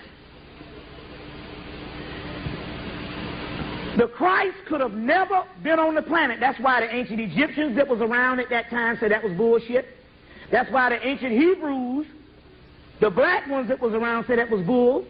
That's why all the ancient world told the Roman government that that could not possibly happen, because the Christ principle is an end-time deity or an end-time principle on the transmutation of the soul from the original formula to the new Christos formula, and based on alchemy. So for the mere fact you got somebody running around teaching some gospel, get his ass killed, and the earth still be here, means that he was not the Christ. Because even in argument, why is it that the preachers, when you ask them where the word Christ come from, they say Christ is Greek for Christos. Wait, well, hold on. I thought the damn Greeks was pagans. There's some shit, wait a minute, hold on. Why you gotta go to the pagans to find out what is the origin of the motherfucker? You said that nobody knew it until he came on the planet. We know the Egyptian crest, but the problem is this. We got new people still want to masquerade as Christians. They then became Afrocentric.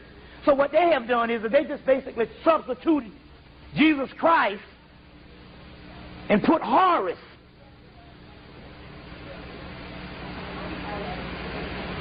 Now, how many Christians up in here? Raise your hand. Oh, yeah. We all Christians. How many preachers up in here?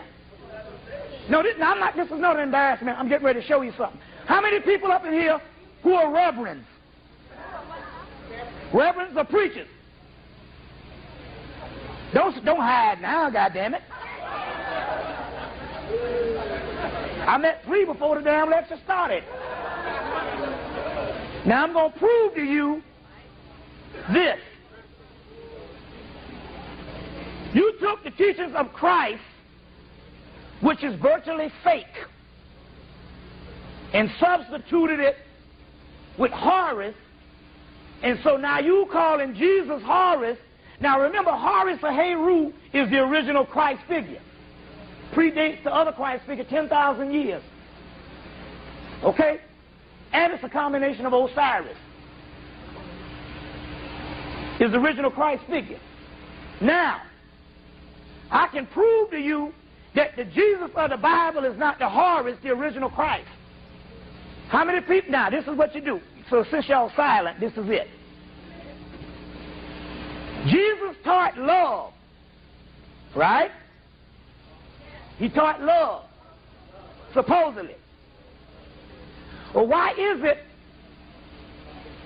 you can't find nothing about Horus and Hemmitt that talks about love? If you read the text, and you can rescue me if I'm wrong right now, that Horus don't do but one thing when he comes on the earth. Heru, he kicks ass. From the time he born till the time he illuminates, he don't do but one thing: take motherfuckers' asses out. So obviously, one is an invention of Rome to make people docile so they can rule over them physically.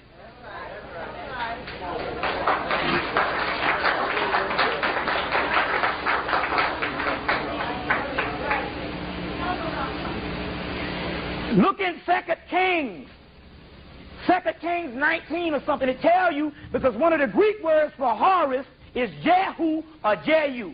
I think it's J-E-U or J-E-H-U. That's the name for Horus or Heru, Jehu.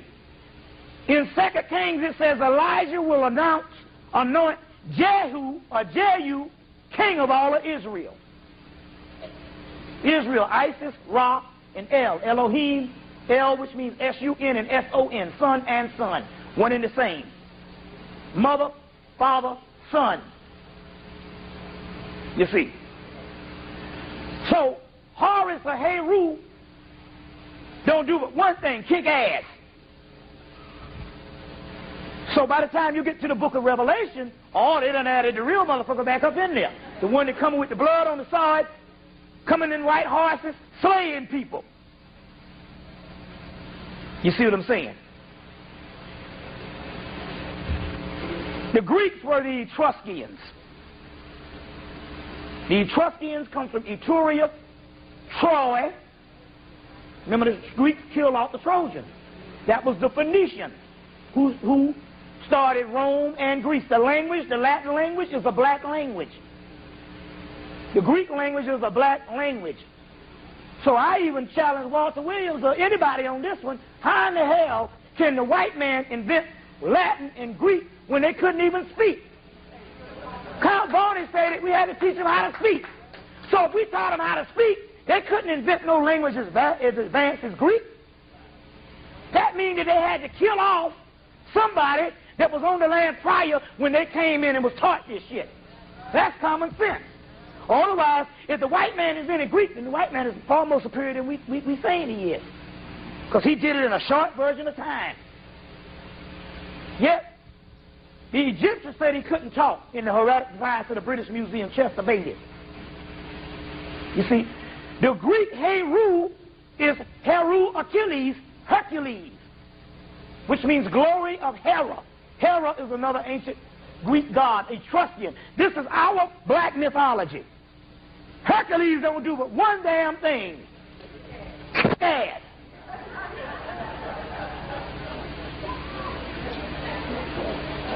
Another form of that is Apollo. He don't do but one thing. Kick ass. So all this old shit about Jesus loved the little children and all that old stuff is Roman invention.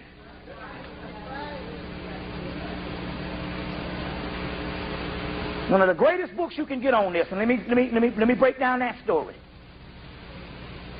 so we can see this thing. We get another version of the story. Goes like this. You got Rome ruling. Romans ain't did but one thing in history: kill people. That's it. Kill people. The ancient Etruscan people had an ancient mythology, Jupiter, Mars, and all this stuff, but it had gotten degraded or deteriorated. Now, in those days, your political party and how you ruled over the people was based on what their belief system was. Meanwhile, you got these Hebrews, and you basically got some Gnostic people. See, Christianity, believe it or not, Christianity was a Alexandrian Coptic black people that existed called later-day Egyptians, and they took the Horus mythology at the temple of Isis, or Aset at Philae. Took them 100 years, and they converted the Metanetta into Coptic. Then these Coptic Camite Egyptians had their own worship of an original Christendom. You see, they converted to Coptic. They moved on into Rome. Meanwhile, Rome had Romulus and Remus and all that stuff. That stuff had deteriorated. They didn't even know half of the myth anymore. And the Romans had the Coptics, they had whatever Hebrews, and they had a couple of other people in the Roman aspect that had viable religious or spiritual systems. The Roman citizens was like, hey, We need to get with them people because these people got it going on. The only thing these people doing is killing everybody. So the Roman government said, we got a problem. We are threatened to lose the citizens if we don't revise some type of religion and get our thing together. Meanwhile, the Roman government and some of the Senate said, hey, look, we conquered Greece. Greece conquered Hemmitt. Greece raided the libraries in Hemmitt and took all of this Coptic, metaneta, and all of this stuff out of Hemmitt. Then we conquered Greece, and we got libraries of this shit laying over here. Let's get us some scholars, Paul, Josephus, and all of them, go in there and put them books together.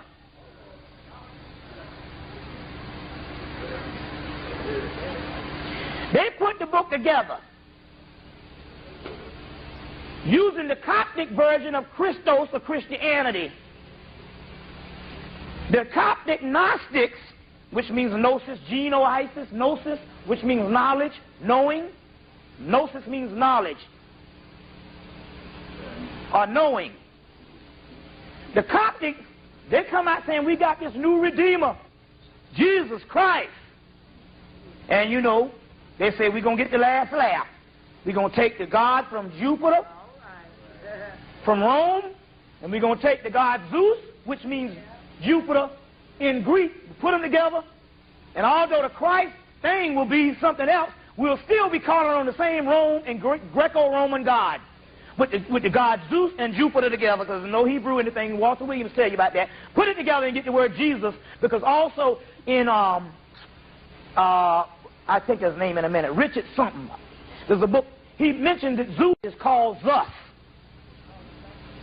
The word Zeus is either named Zeus or it's also named Zeus. So you get the word Jesus. There's no J, but you also get Jesus. And Jesus, Jesus, English. But anyway, they put this together. Talking about Jesus, the Christ, the Christ. Jesus is fake. The Christ is real. That is cleft in Egypt. Christos in Greece. And so they was running around saying, we got this thing, this person came, and they was teaching all these people this stuff. And they're here, the Gnostic people who had the real version say, hey, wait a minute, that shit is fake. Because that's our tradition. So what they do, they kill off all the Gnostics. You know how you do, you got somebody's shit, you kill them off and take their stuff and take it. Okay. But the Christ represented, the Gnostics knew it was an esoteric meaning, and it represented the soul, transmutating. It's just only yourself. The book,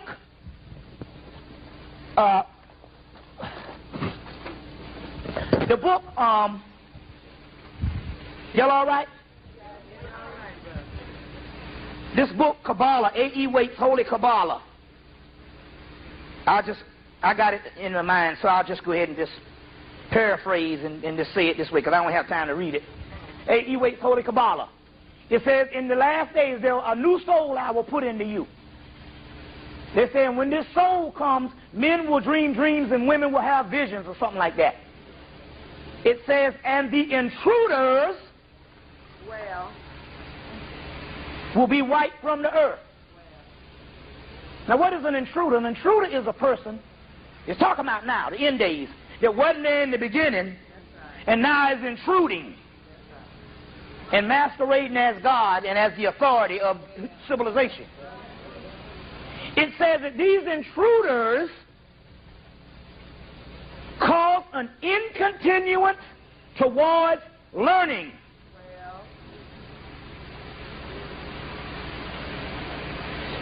They said, well, what? So that means that you're supposed to be learning some shit, but somebody that came in and got your ass looking the other way. And they say, well, why do they not learn, the ancient people? They say, because the intruders cause luxury. That's it. Needful things, physical things. You're always shopping, consumers.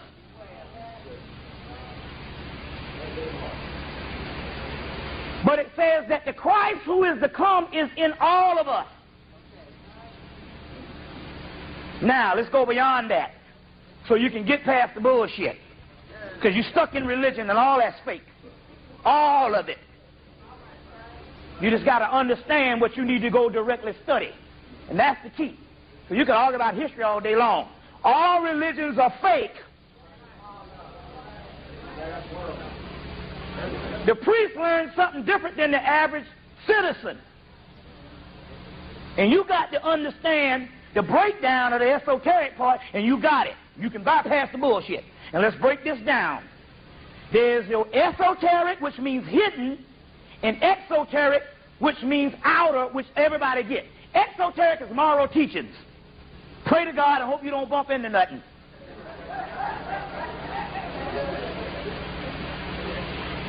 The exoteric is what the masses get.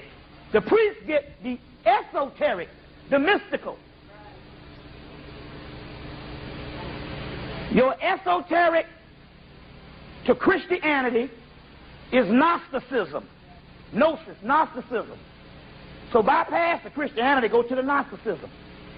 If you Hebrew, your esoteric to Hebrew or Judaism is Kabbalah, the Kabbalistic system. If you Islamic, the esoteric is Sufism. Original name is Malianism. That was some stuff that Islam came from. But the Cushite Arabians, who Muhammad's father was, Muhammad knew certain things, and they carved all that little shit up, and Bilal basically wrote that thing. Bilalianism is what that is, and that's the Hebrew, the Ethiopian. So Gnosticism, Sufism, and Kabbalistic is your esoteric. Then you have your esoteric cultures before religion. Your esoteric cultures, Hemmitt, you see the Kemetic stuff? Now, Samaria and Mesopotamia and all of that type of stuff, that is nothing but provinces of Hemmitt. You see what I'm saying? Even in Kitskill's book, he said when Egypt ruled the East, they got a big old square on where Kemet ruled, and all of that stuff, the white boys calling it Mesopotamia and Babylonia and all that now, but all that is northeast Cam, Ethiops, Kush, Indus Kush. You see, Indus Kush. True spirituality has nothing to do with moralism whatsoever.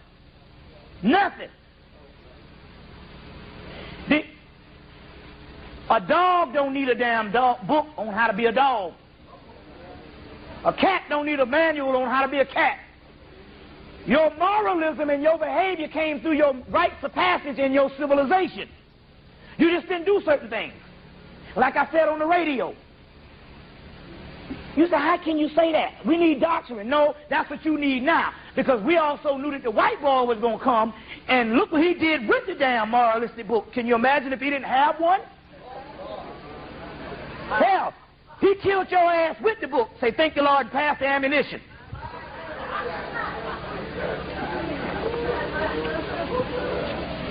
Can you imagine what would happen if he didn't have a book? So certain things had to come about. He had to look at a book just to be humane. You know, I don't need to act this way. Okay. The African didn't need that. Your rites of passages. Your rites of passages in your civilization, there was taboos and laws that was unthinkable. Right now, we had that even in this civilization. And like I said, I remember even the Richard Pryor thing back in 1976, that a black man wouldn't admit to giving head. Oh, no, not me. I didn't eat none. I mean, now it ain't nothing to say I went down on somebody. That's because you've been socialized into that. But even just 25 years ago, it was a taboo. There were certain taboos you just didn't do based on the culture. Culture, behavior. So your rites of passage in your culture, you didn't have to spend time on moralism. Certain things were just humane, and you was the best people that act humane. You wrote later on humane books for degenerated people that just had to learn how to be human. So if you didn't spend all this time praying and all that shit, because praying ain't nothing but begging. That's all that shit is. Begging. Hold on 1 minute. So how you say, brother, how can I not pray? Well, shit, I ain't prayed since fucking 1990. You see what I'm saying? But I know another method I'm going to teach you tonight, too. And all also, too. Now, so what did you do? You learn how to become gods. That's it. That's the key. It's about becoming gods. And in this case, anti-gods. Higher than gods. We'll go into that. They didn't build all them temples. And you went to school for 40 years to learn how to be obedient. That was for a savage white Arab. The hell you bowing down to some shit for? You are to Allah, the arm, the leg, the head, the leg, the leg, the head.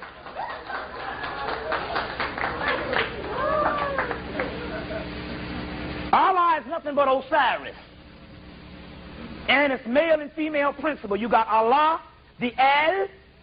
They said Allah and Allah, but also Allah itself is male and female, dual principle. You got Al, which means S-U-N and S-O-N. You got La, which means feminine. It means mother. You got Leviathan. You think it's a great mother. Every time you hear the word the dragon, that's the great mother, Alpha Draconis. Leviathan, Layla. Layla is another Arabic word for women. It means great mother. Lilitu. Lilith. That you thinking is the witch. Lilith. First wife of Adam. Who is the goddess Sekhmet in Kemet. You see. Who is the goddess Sekhmet in Kemet. Going through this little Christ thing again. Christos, the seed. It's in your root chakra. Called the Bindu seed. The Bindu seed. You get the word bin stone. Or bin, sun. S-U-N, sun. Is down in the gastrointestinal tract. That's where the Christ is. Jesus born in a stable. What is a stable? It has shit. You see what I'm saying? Jesus born in a stable. What is shit? The word shit comes from the word shut, which comes from the word soot. The oldest god known to man is Soot. Soot Nubis. Soot Nessie. Soot Ha. Later on Set, when it was pre-dynastic, you overthrow, whenever, customary to all ancient people, when you want to make another religion supreme, or just your view supreme, you always overthrow, or you always take the chief god of the pre-existing religion and make it the devil.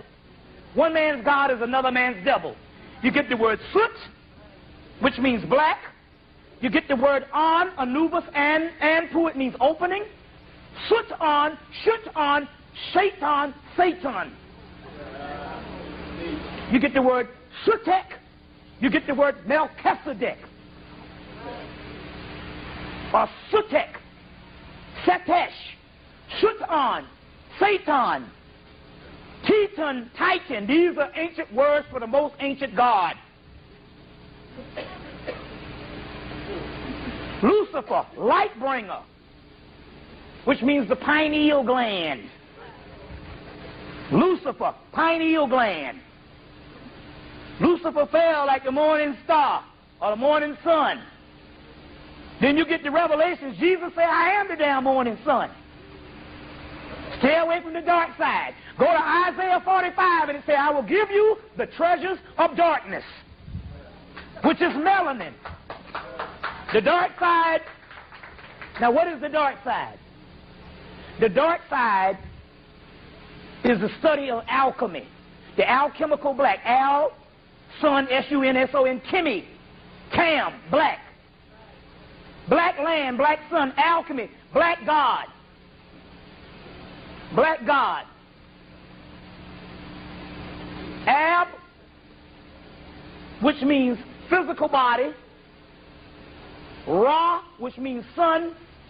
Ham, which means black. It means the black sun, or the black sun god. Abraham.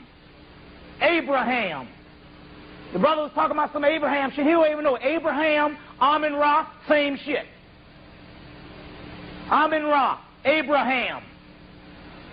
Amun means hidden, which means black. Ra means sun. The black sun. The black sun is what? The black dot. The black dot is what? The pineal. The sun, light bringer, Lucifer.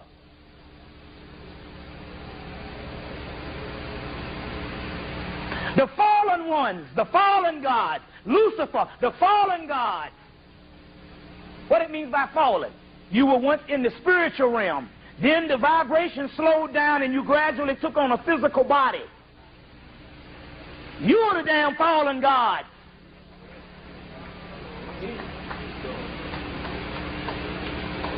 You are the Titans, the Titans. We'll go deep into that in a minute. This is science, but you are just trained to just think that everything gonna fuck you up. The word hell comes from the word hyo. Hyo means physical earth. Hylix, physical people, physical body. You live in hell. It means the physical realm.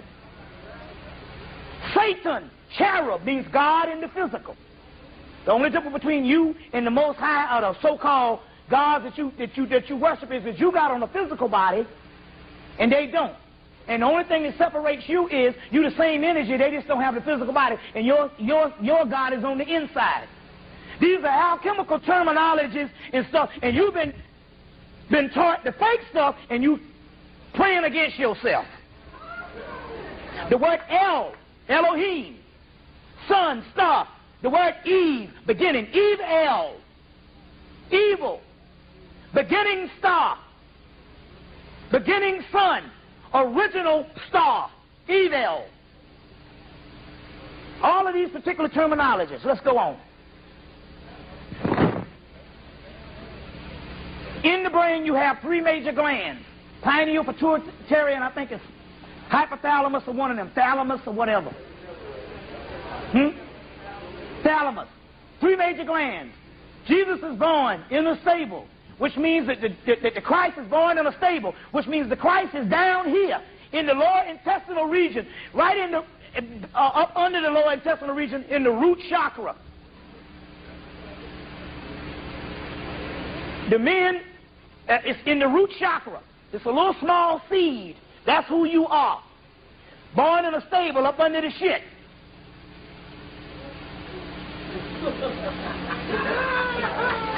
It rises. When he's born, he's met by three wise men. Pineal, pituitary, hypothalamus, or whatever. Thalamus. Three wise men. Pineal, pituitary, thalamus. Three stars in Orion's belt. Three pyramids in Kemet. Three crosses on Calvary. Jubilee, Jubilee, Jubileum. But it's talking about the three glands in the head. You see, the three wise men brings gifts. When the melanin rises up and crystallizes, it brings gifts. Anointing. Anointing what? Olive oil. Olives are black, olives are green. The green, the chlorophyll breaks back down to carbon. The black olives is carbon. Carbons is what? 6 protons, 6 electrons, 6 neutrons. 666, which means carbon, which is what? Melanin is nothing but carbon. The triple blackness of space. White people are carbon-based beings. You are carbon beings. You see, that's the difference.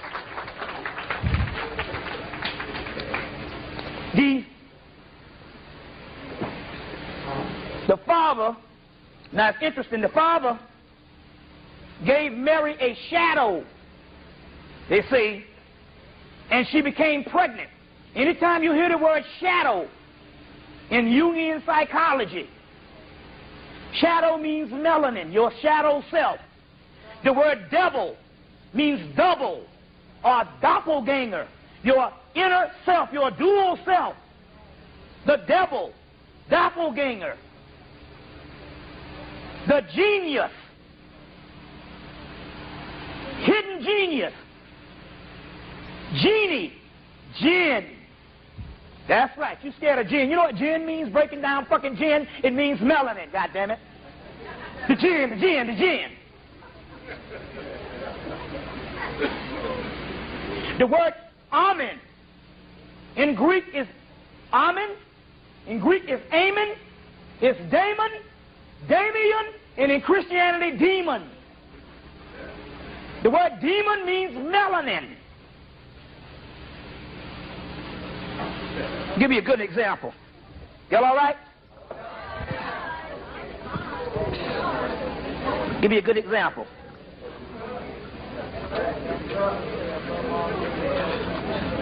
Give me a good example. Let's go through some of these right now. Hell. Here's the Christ Horus.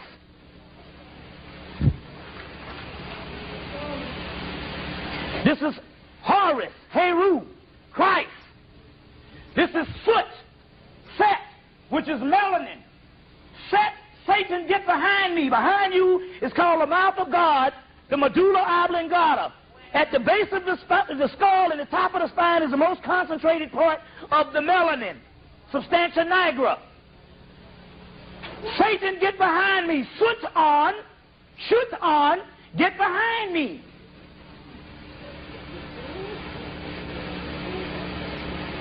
This is called, this black substance in India is called Akash. Akasha. Akash. You get the word Akashic records.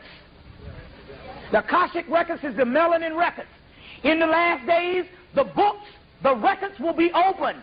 And the ones who did not find themselves on the records will be cast in a fiery furnace. The ones who don't find themselves on